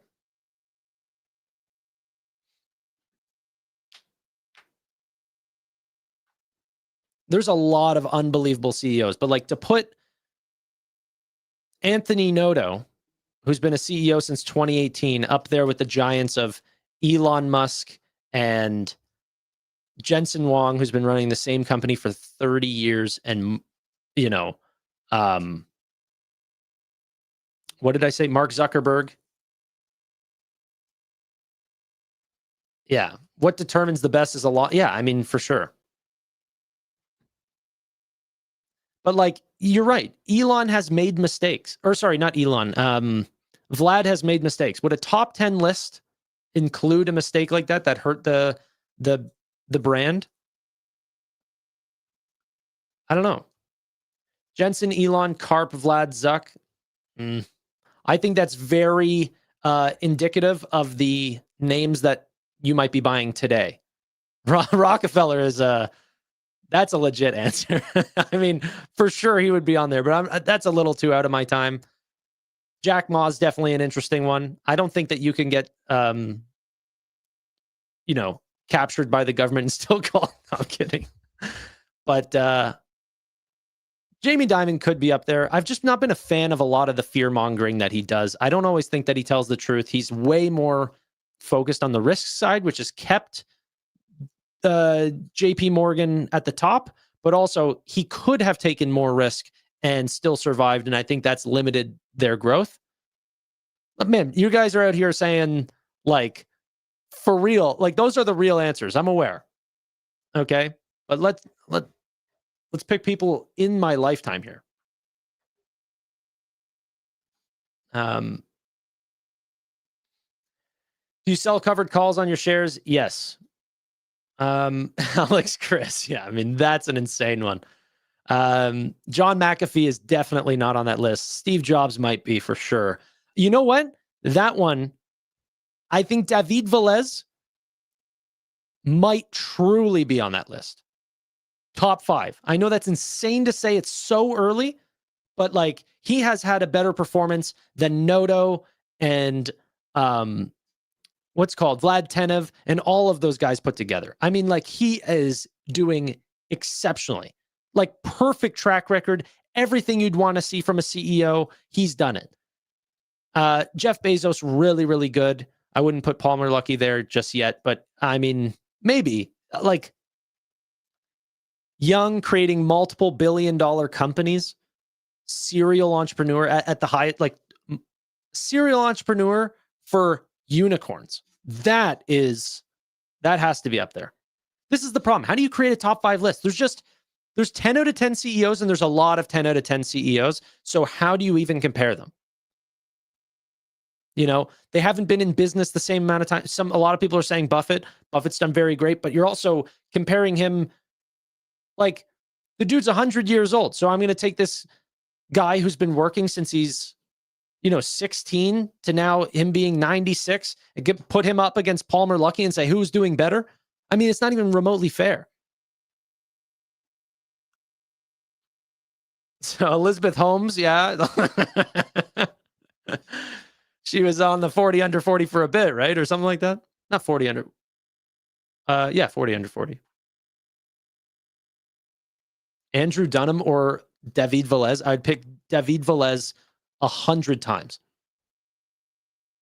One guy is actually changing, like, one person is changing the entire financial outlook of an entire emerging market or like an entire continent, and the other one sells hair loss pills and erection dysfunction pills or whatever, erectile dysfunction.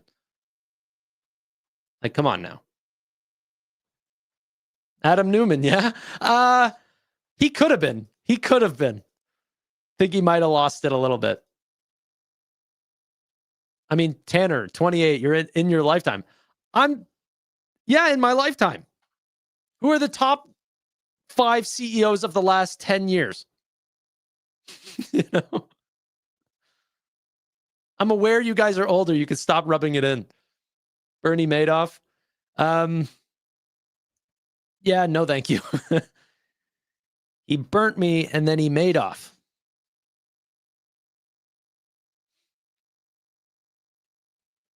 I could just say these words. I even go say them and I can't say them. I just... ED pills have been saving relationships. I'm not even questioning how revolutionary ED pills must have been, but they weren't even the first there. They're just saying, oh, you know what? We'll give you a discount on them. That's it.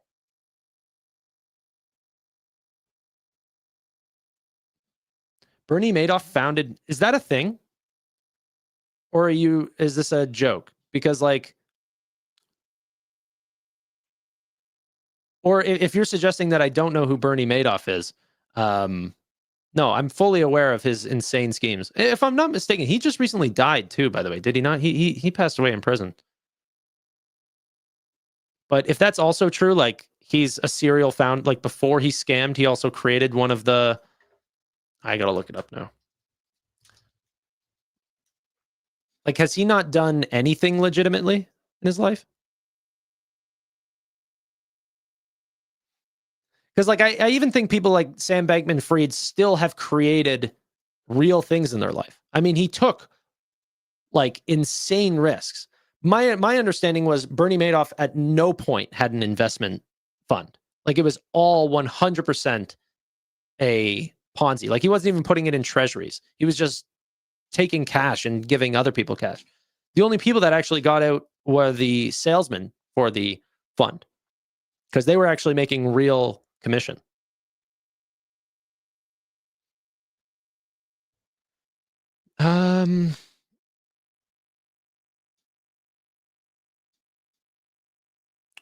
Walt Disney. Yeah, didn't he had some old opinions that didn't go down very well, right? I think that's sort of what killed his reputation. But I'm sure Disney as a company has done well over time.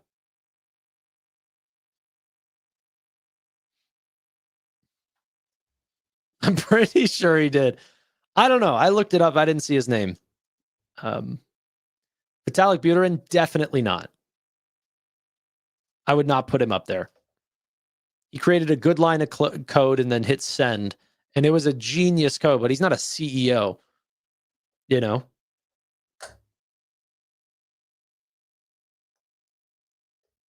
Bankman-Fried was a crook and a narcissist. I'm not saying he wasn't. I'm not giving him the pardon. I'm just saying that, like, there are people who have done bad in their life, but during those times of doing bad, they've also made, like, he has definitely forwarded crypto.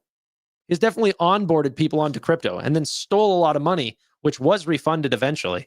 Like, I'm not saying he doesn't deserve to stay in, like, rot in jail for the rest of your life. Like, you stole billions of dollars. But I'm sure he also advanced crypto technology. Roy Disney was the CEO. All right. Well, like I said, my timeline, or like my lifetime, you know, I don't know a lot about Walt Disney at all. I'm more read up on the other names that we were talking about earlier. Mark Benioff, Larry Ellison, Steve Jobs. Who else did we talk about before? Whoever. Mark Zuckerberg, Jeff Bezos. Those are all the people that I've followed.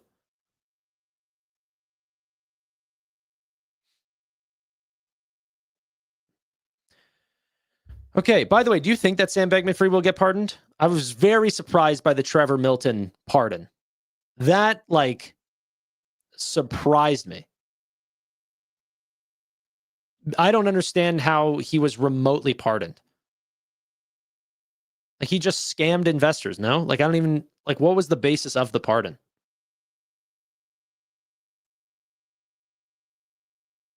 He definitely advanced crypto legislation. All right, well, he's done something.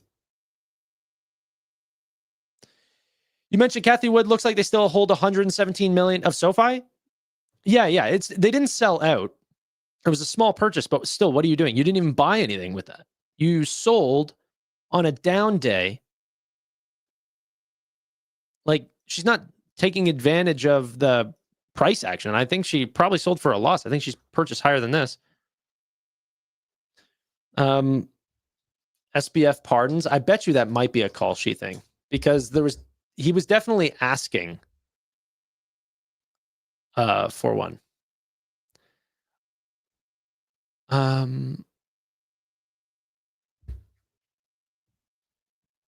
Pardons on call sheet. Ross Ulbricht got pardoned as well. I remember that. I didn't know the good things that he did. I remember there were some people, like, why did he get pardoned? That I don't remember. So Ross Ulbricht created the Silk Road, which was essentially a free marketplace that you could sell anything and everything. But it wasn't used like, oh, you know what, I've got a mattress for sale, I'm going to sell that. No, it was used for hard drugs mainly, like firearms and stuff.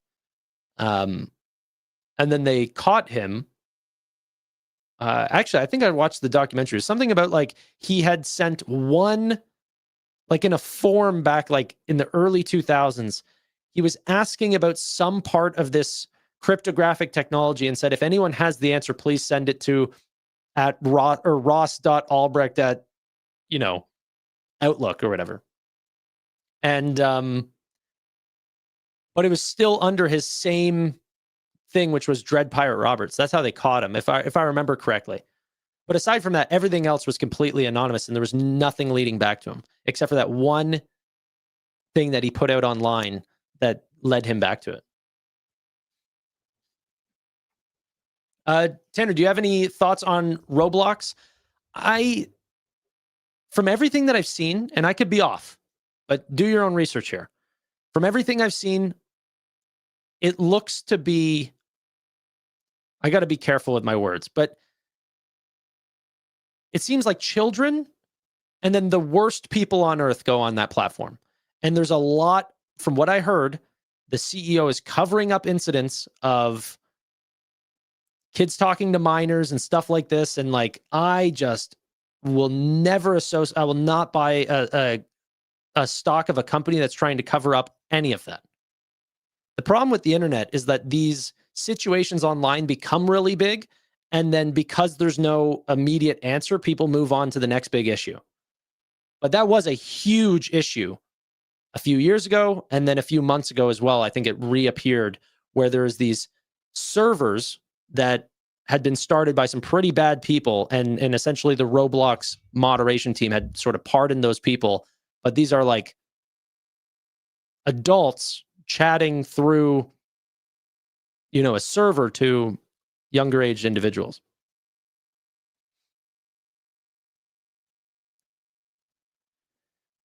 I don't think Kelly is using Roblox. Oh, well, she's playing with her son. Yeah, I'm not suggesting that you're even a part of those. I don't think every aspect of Roblox is bad. I just don't want to hold that investment if they are letting in a fraction of it. I think that's disgusting. Snapchat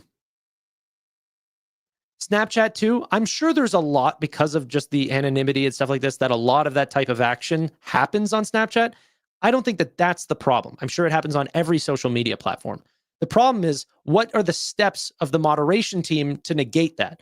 And if they actively see situations of this happening, even from their top producers, which at Roblox, the way that it works, I'm not a big Roblox guy, but that people can create servers that they can customize to their end extent, so they can create these entire universes on their own on Roblox technology. Technology is a weird word. But then they can charge for subscription or payments to access onto these, or microtransactions within the game to allow you to get better items, stuff like this. But then there's certain communities that are not started for the right reasons. They might be very popular, and so they're big earning servers for Roblox because they take a cut, but then they are not shutting down those servers whenever they are made aware of the situations and have proof and receipts of what's going on. Don't let me tell you about it. Kelly, like you can go on YouTube, on Reddit, wherever, and find out exactly what I'm talking about. It's crazy. So I've got a very hard time, with that moderation team and the CEO for, eventually, whenever the story gets that big and it's getting on mainstream news, the CEO definitely hears about it. And the fact that you're not just firing and restarting that entire moderation team is insane to me. They should have a big fine coming.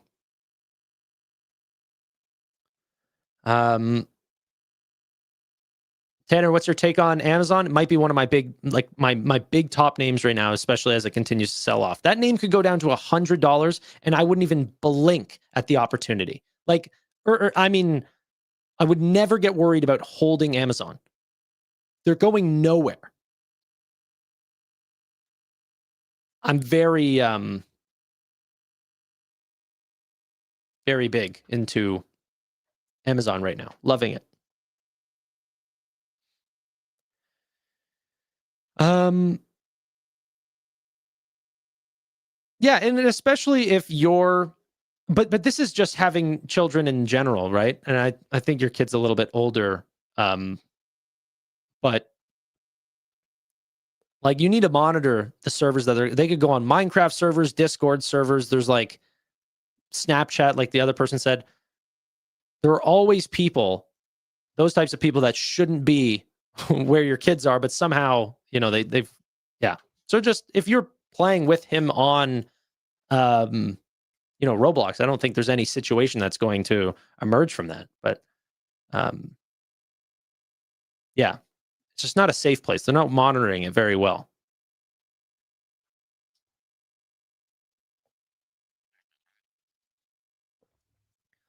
Okay.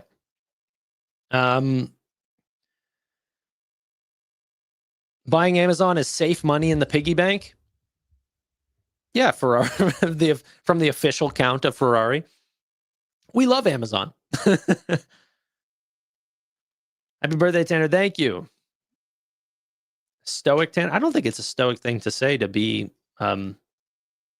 anti-grooming children. It's just gross. It's just disgusting. It's illegal. Like just Roblox. Hey, cut it out. Like moderate that stuff. But that it's such a weird thing with social media. It's insane.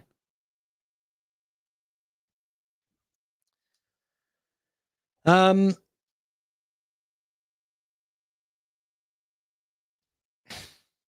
on SoFi is going to be insane.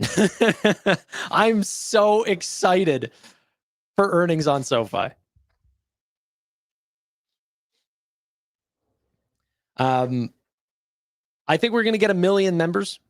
I think that's locked in. I think we're going to see growth in the loan platform business. I think we're going to see the highest amount of new credit cards. I think we're going to see the highest amount of new personal loans, potentially even student loans, and definitely home loans.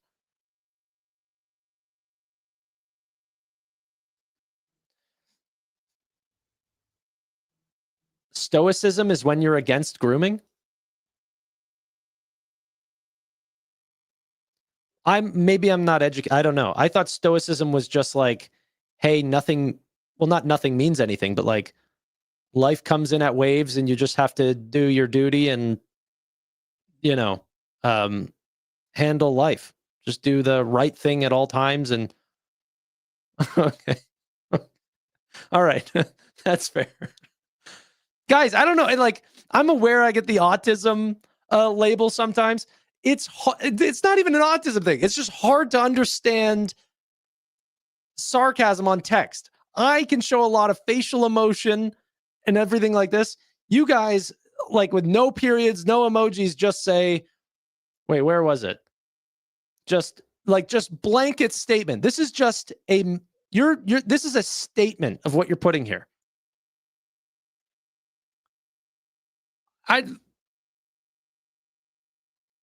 He's not autistic, he's Canadian. Thank you.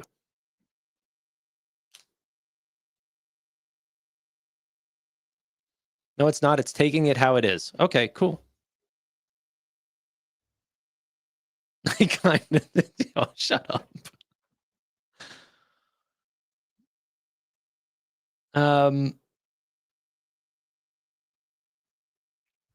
Refusing to share a bathroom with anyone is slight levels of tism. Evan, we shared a bathroom, dude.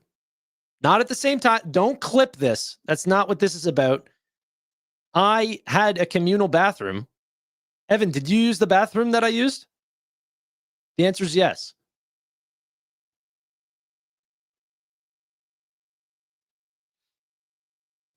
I'm not a sports fan at all. However, I was talking with Steve, the the milkman, and we were talking about like old school UFC, and I was like, man, I miss that so much.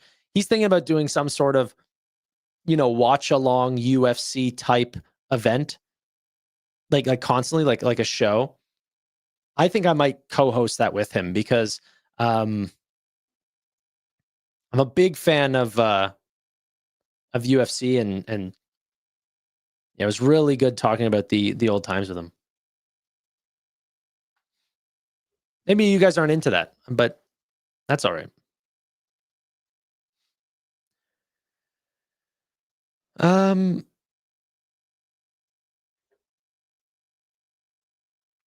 It's all the fun. Is this a carrot cake joke? Is this a carrot muffin joke?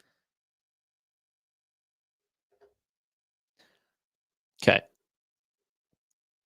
Vlad Tenev just tweeted more where that comes from, which is in response to the prediction markets hub leveling up and them adding 100 new event contracts. He said the team will be rolling out new additions to the prediction markets hub over the next few weeks. Very cool.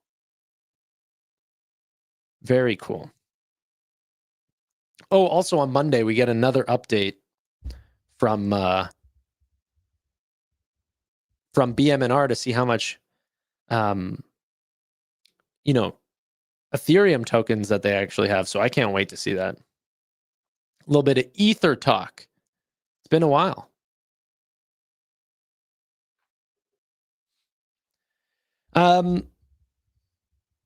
Do you think Vlad is going to acquire them? In them, you mean Kalshi? No. I think it's going to be a very small name where they're sort of buying the tech, but they don't need to buy the customer. They have the customers. Honestly, I'm not sure. It'll probably be a company that we really haven't heard of or something like this. Much smaller name. They usually buy small companies for tech purchases. Little acqui-hire type situation, but they're not usually buying customers. Like they didn't go out and acquire Kraken or Gemini. They bought Bitstamp, They bought X1. They didn't go out and buy some like Discover Financial or something. They just bought X1, like a credit card company completely under the radar.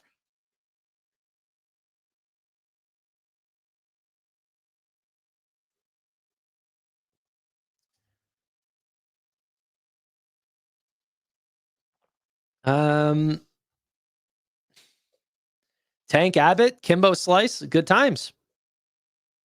Good times. Those are some heavy hitters. Tank Abbott.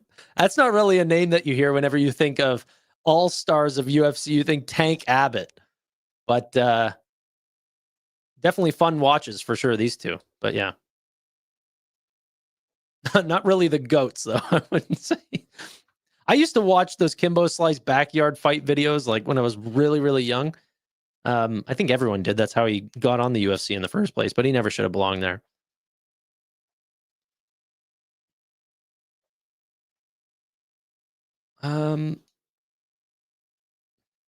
What do you think of Duolingo?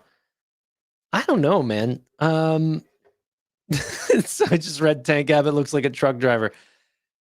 I had a post for that. Where did I just see that? What did I think of Duolingo? The Perplexity CEO ended up tweeting. Look at this. Look at this. This was Perplexity. Essentially saying, hey, we built a new experience for language learning where you can say, hey, I need new, fun things to say while on a travel or something. And it can read out how to say it. You can listen along, everything along these lines. So this ended up tanking, once again, Duolingo stock a little bit. Perplexity literally sharing this, promoting how much they hurt the stock. But like I said, I don't think that's the problem. There's been Google Translate for a long, long time. Okay. I think the important part and what makes Duolingo is the fact that they can push you over to like not signing up, but like logging in every single day and doing your lessons. Like they have a way to get you to keep your streak. And that user engagement is very, very exciting.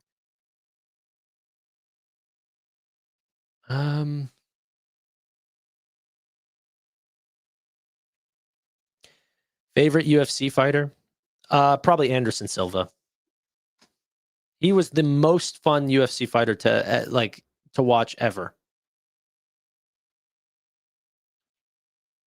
Him or John Jones, or I don't know.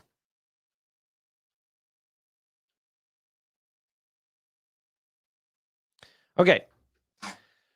What do you think? Okay, now you're saying all the things you want. You think that I want you to say. What do you think about tokenization? Big fan. Gov interviewed Alex Pereira. I saw that actually. I think they actually co-hosted some event or something, right? Fedor. Yeah, that's a little past my time. I did watch a lot of that stuff, but my time was really like Lyoto Machida, Chuck Liddell, into like Anderson Silva, Rashad Evans, Rampage Jackson, Conor McGregor, eventually John Jones. That sort of era is my favorite.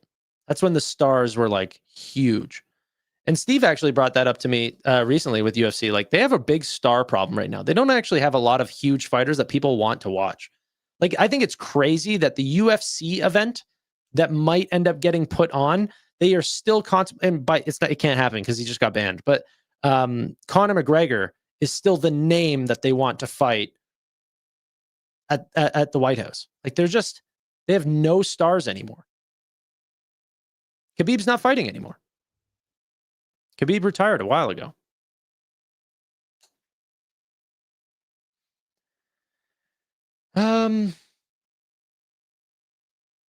Tanner, you're into hockey. Quit lying. I couldn't name you a single player that's playing today. Not one. Actually, I could. Marner is a name. Mitch Marner. I know that name. I don't know another name. I'm not lying. I could not name one other name. And honestly, I'm not even sure if I got his name right. And I apologize for that. Happy birthday. Thanks for telling me to keep AMD, if you remember.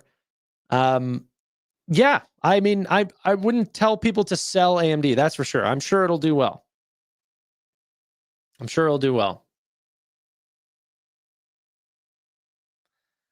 Aspinall might be a star. I don't think many people know him as well. Same with Alex Pereira. I mean, like, he is not as big of a star as like even Izzy is. Like, they're just completely different levels. Ovechkin, yeah, I mean, maybe.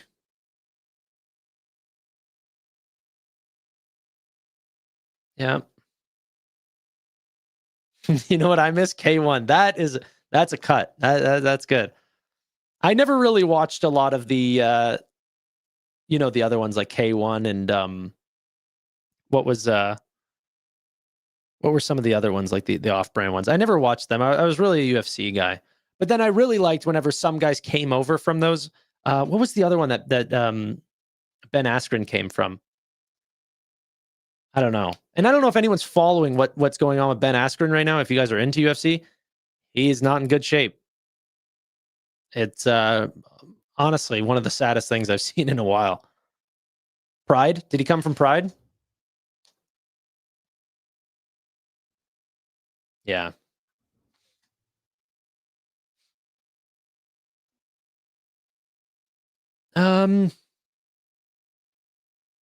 Those tickets would be like 10. Oh, I think they'll be a lot more than 10K.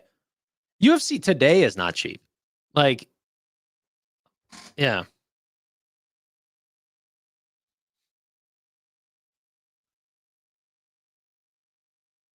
You didn't even mention Crow Cop. I'm disappointed. Yeah, no, I like Crow Cop a lot.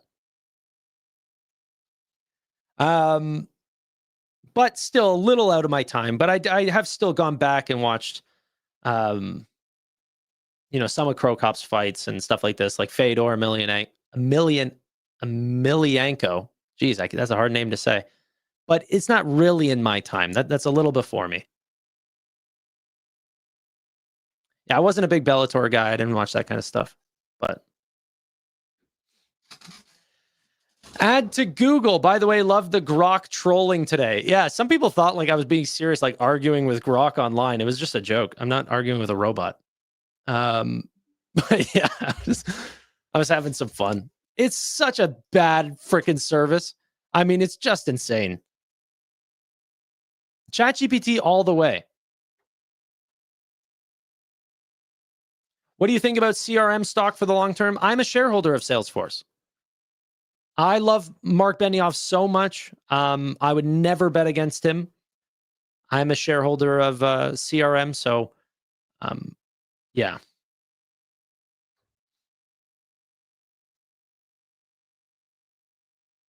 Okay. Yeah. Sam is scary. Sam Altman is a different character for sure. But I also think all of those leaders, like, they all have some form of, like, I don't know what it is, Asperger's, some form of autism. I don't know. But like, Elon's got something. Sam Altman's got something. Mark Zuckerberg's got something. Palmer Luckey has something. But it makes them hyper-focused on the things that they're doing. And I've got nothing against it. Do you? Nothing against it.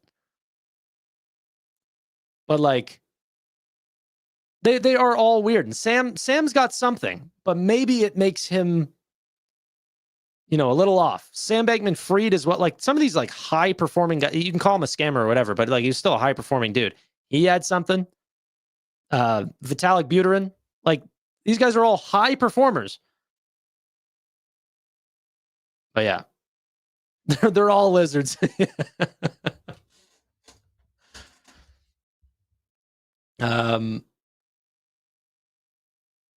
Okay.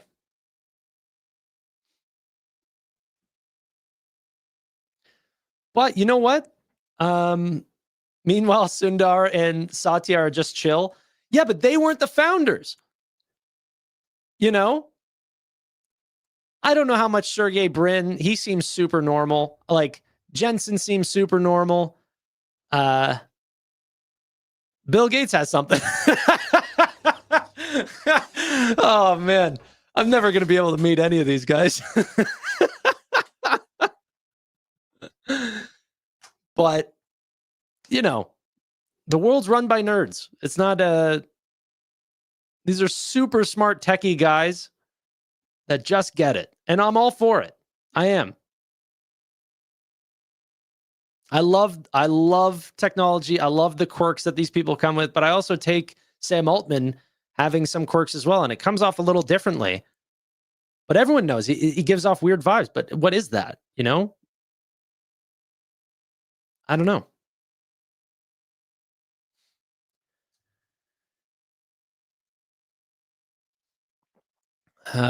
Yeah. Happy birthday, Tanner. Appreciate the content. I appreciate you, Rob. Thank you so much for the donation, brother. That's very nice of you. The difference between FTX and OpenAI is very little. Well, OpenAI is not managing your money.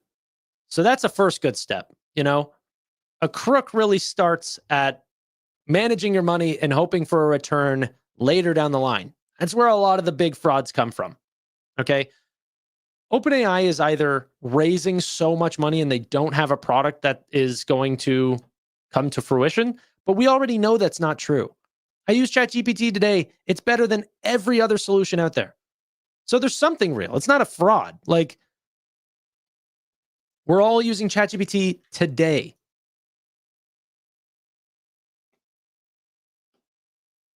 FTX was also round tripping. Chill. I don't like these GPT accusations. Leave the data center plays alone. Jensen does not have something. Also, calling it just having something, that's probably not appropriate. But, I'm sure he does. Like, he's definitely high functioning. This is not allowed. I'm sure he has like 170 IQ. The guy is brilliant. Okay? He is absolutely brilliant.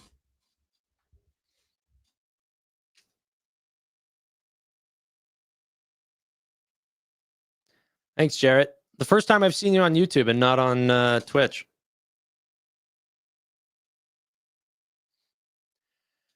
Yeah, we all have to hope that OpenAI succeeds or we're all in trouble. I think that's true. But I honestly do think they will succeed. And if I had the opportunity to invest in them, I absolutely would.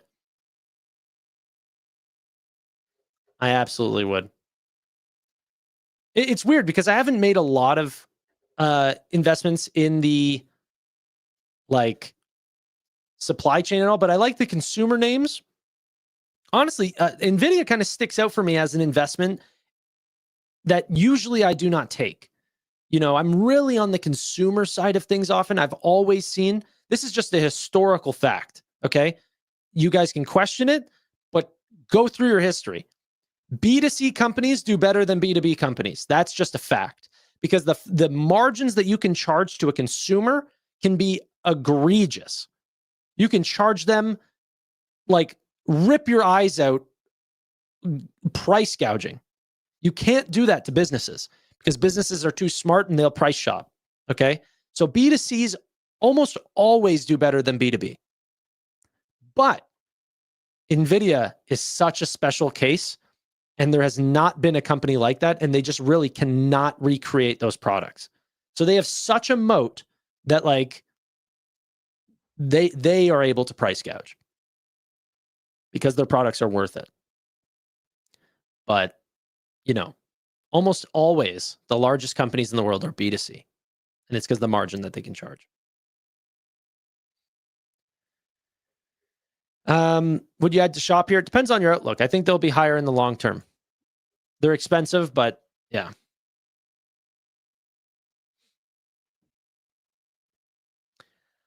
Kelly, go treat yourself to a fancy carrot cake birthday boy. Kelly, I appreciate it. Thank you so much. It's very sweet of you. And you know what? I might even get a carrot cake with that.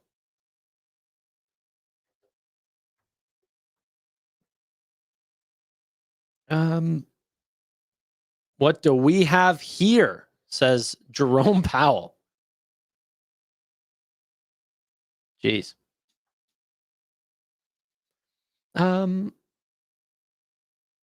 Looking forward to the market crash in January and March of 2026. Totally. No, I mean, there can always be ripples in the market, but I'll continue to be a long-term investor. Of course you will. I can get a pretty fancy cake for $50, 50 Canadian, but I mean, hey, I live in the same market as you, so.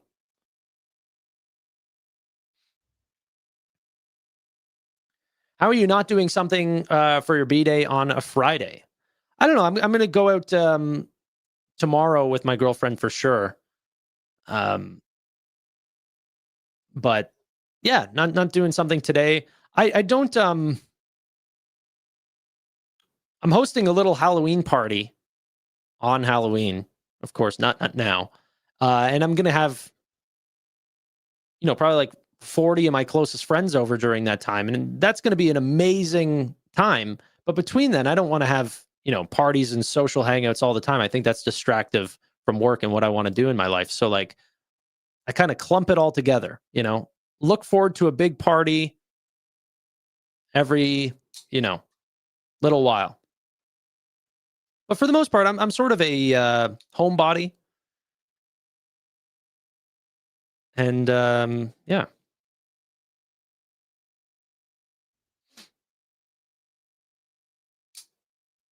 How many times do you guys check your portfolio a day? I'm at like 50 plus. Yeah, I'm definitely not that way anymore.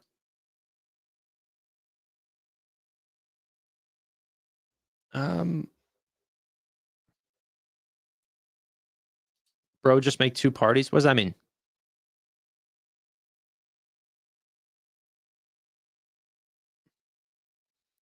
Will your sister be there? I don't have a sister. TJ, the wheel deal. How's it going, brother? It's not, they're all not close friends. It's not like people I'm talking to all the time, but I'm still young, so I find a lot of my friends have not had kids and moved away quite yet. So I still have very strong friendships. And then everyone has their partners and everything. So, you know, it's not too bad.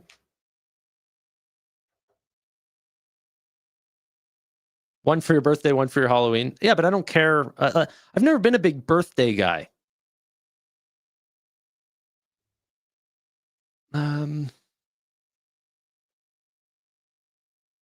You will check once NVIDIA goes down to 70. Omar, I got to tell you, that's not going to happen.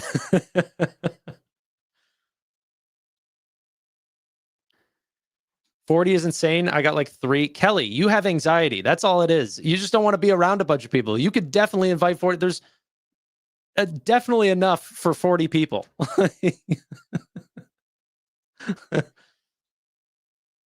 Your people have friends, you know, like,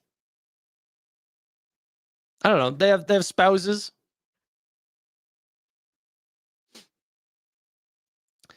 Happy birthday, brother. Your conviction in NVIDIA helped mine. When their bears were telling me NVIDIA was going to 20 in April.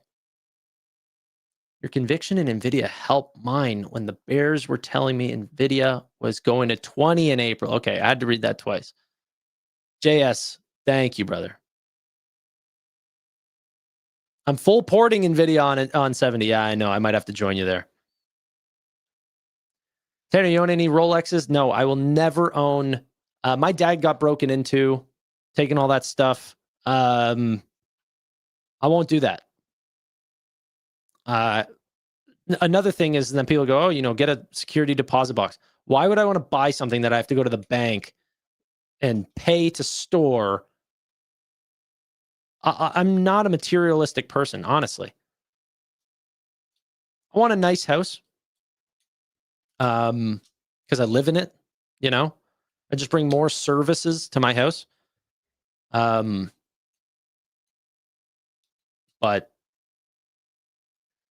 I'm more of the type of person that you'll see, like, I'll have a cook and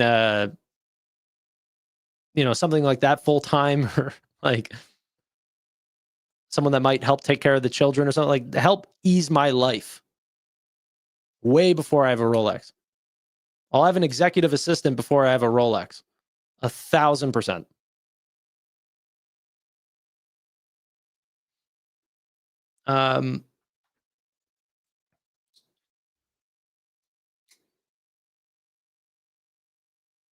How much is a nice house in your city? Not sure.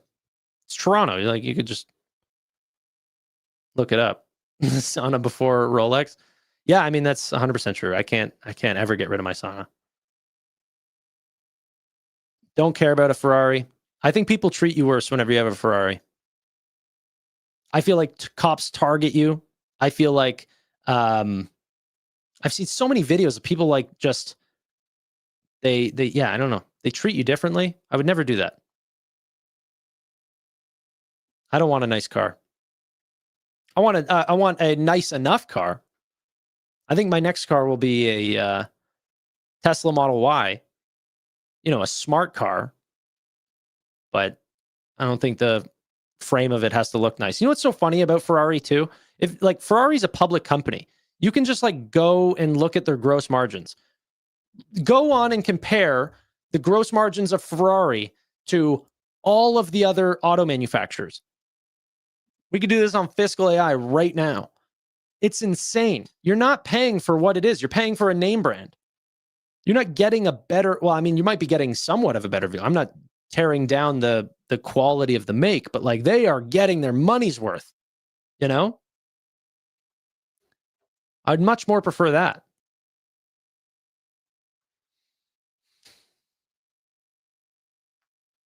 Man, you're such a dork. I just always see people, like, I used to watch those videos online, people like driving Ferraris, like cops would pull them over for going like 3 over just to like make their life worse. Or, you know, people would scratch their car or something like this in a parking lot, like open their door. Like, I just think it's like, why would I want to be treated like that? You know? I don't think people should tell other people what they're worth because I think it just adds judgment and people treat you differently. Why would you ever, like, I think that's bad. Most people want to make a lot of money and not be famous because then you, like, I don't know, you get treated a different way.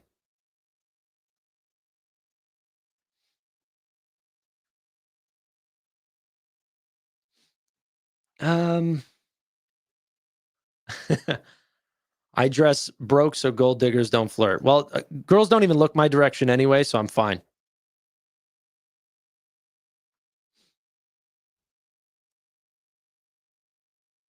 You're saying lie to be treated like a human. I would not say lie. I'm not suggesting you lie. I'm just saying I don't think fancy clothes bring any value to your life. I even think people who have like made, like, I've talked to a lot of like extremely rich people at this point through YouTube. Not, I mean, I've met them through YouTube. I've met them in real life, like a Vlad Tenev or someone like this. And he had his days of like buying really nice stuff, and then it just all ceased. Like he absolutely does not do that anymore because it didn't bring him anything.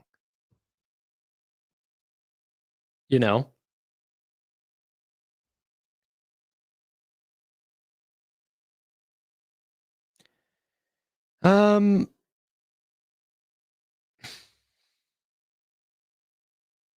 Just need a good wingman. I'm in a long-term relationship. I was, yeah. Got all the female I need.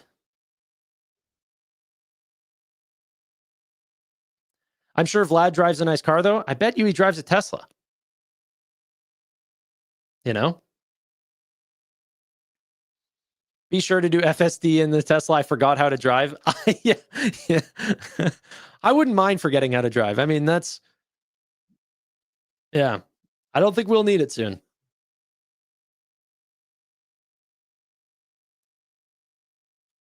Nice clothes are expensive. You know what clothes I really like? And I swear, I'm going to get clowned on by Kelly. She's going to call me a dork again. Lululemon has the best clothes. I have no stock. I've got no horse in this race. It is the best clothes I've ever worn in my life.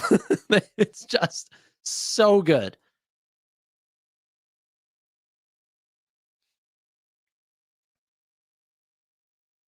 So I don't mind buying for premium. I don't like buying luxury. Luxury is, you know, you're just paying. So then the other people that know what you're wearing say, oh, I know that that's worth a lot. I think that that's absolutely useless. I think premium is worth something. You know, you're buying something because it's better. Buying a powerful computer. Buying a nice home because it has more space, more acreage, whatever. Like, I think those purchases mean something. Lulu makes guy clothes? Oh, yes. Yeah. And they don't slap logos on it or anything because they know guys don't want to wear Lulu branded stuff. So it would just, well, this t-shirt's not a Lulu shirt, but I don't like logos at all. Yeah. Carhartt head to toe. Well, yeah, I mean, I heard it's good, but you definitely work a blue collar job because I wouldn't even know where to get Carhartt, but you know. No, I can't even knock it. They make great stuff. You're off the hook on this one. All right. Thank you.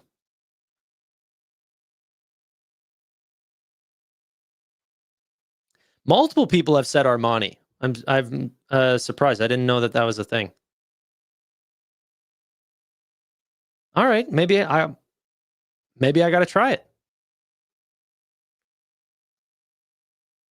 Lululemon is the Ferrari of apparel. Okay. But it's just unmatched. Do women you don't, okay, you're thinking leggings and like crop tops and stuff. You wouldn't even know I'm wearing, like, it looks like dress pants. Like, Lulu ABCs. Have you guys ever seen these? This is where it's at. I'm telling you. I'll pump the Lulu stock for a second. I don't even hold it. It just looks like pants. They're just pants. They are the most... I can't explain to you how good they are. I'm telling you, you buy ABCs, you cannot go back.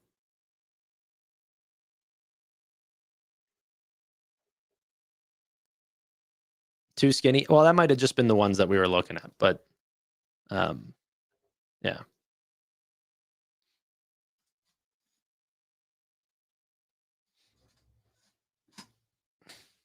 All right.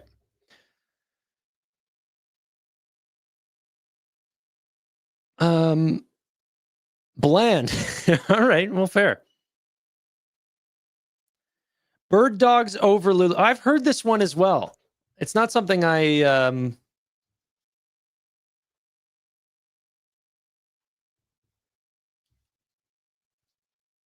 it's something I've heard before. Bird dogs.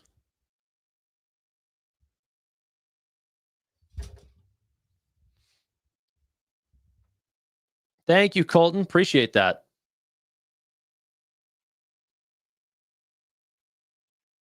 Do they have thick size? Squats are fun. Okay, well, for real, I can definitely squat and have worked out in those what look like dress pants. The ones I showed you honestly don't even look like mine. Mine have a seam in the front, like dress pants would. So it's more like a chino or something like that. But they're super stretchy, so I can work out in them for sure. Tanner, what's the TLDR on SoFi? They're gonna have a great Q3. They're getting awards and partnering with big companies, and yeah. I'll buy a few. What's your promo link? I don't have a promo link. I've got zero relationship with Lulu. I genuinely am not like trying to pump it. That's the great thing, right? You sell a great product, the best way to grow is word of mouth. Isn't that fun?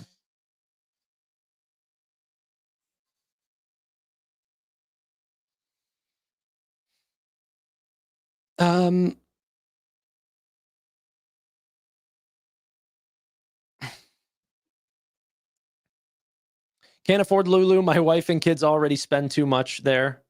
That's fine. You got to limit them. Can't give them all your money.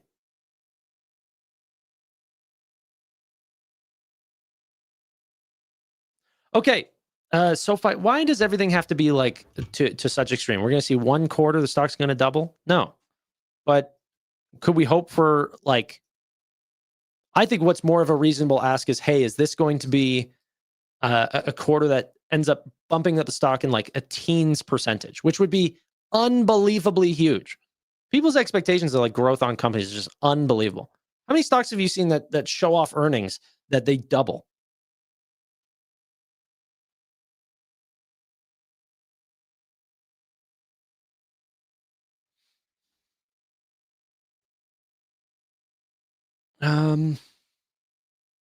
Does SoFi get above 30? That's a good question.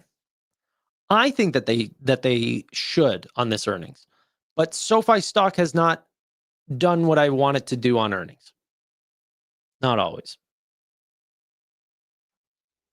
I really think we could end up seeing 40% revenue growth, which is absolutely sickening because it's on a really good quarter this time. As a comp, I mean. So like Q3 of 2024 was a great quarter.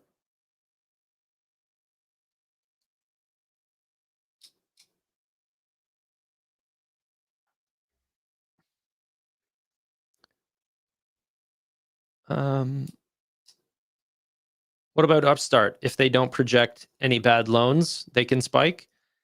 Maybe. There might be something there.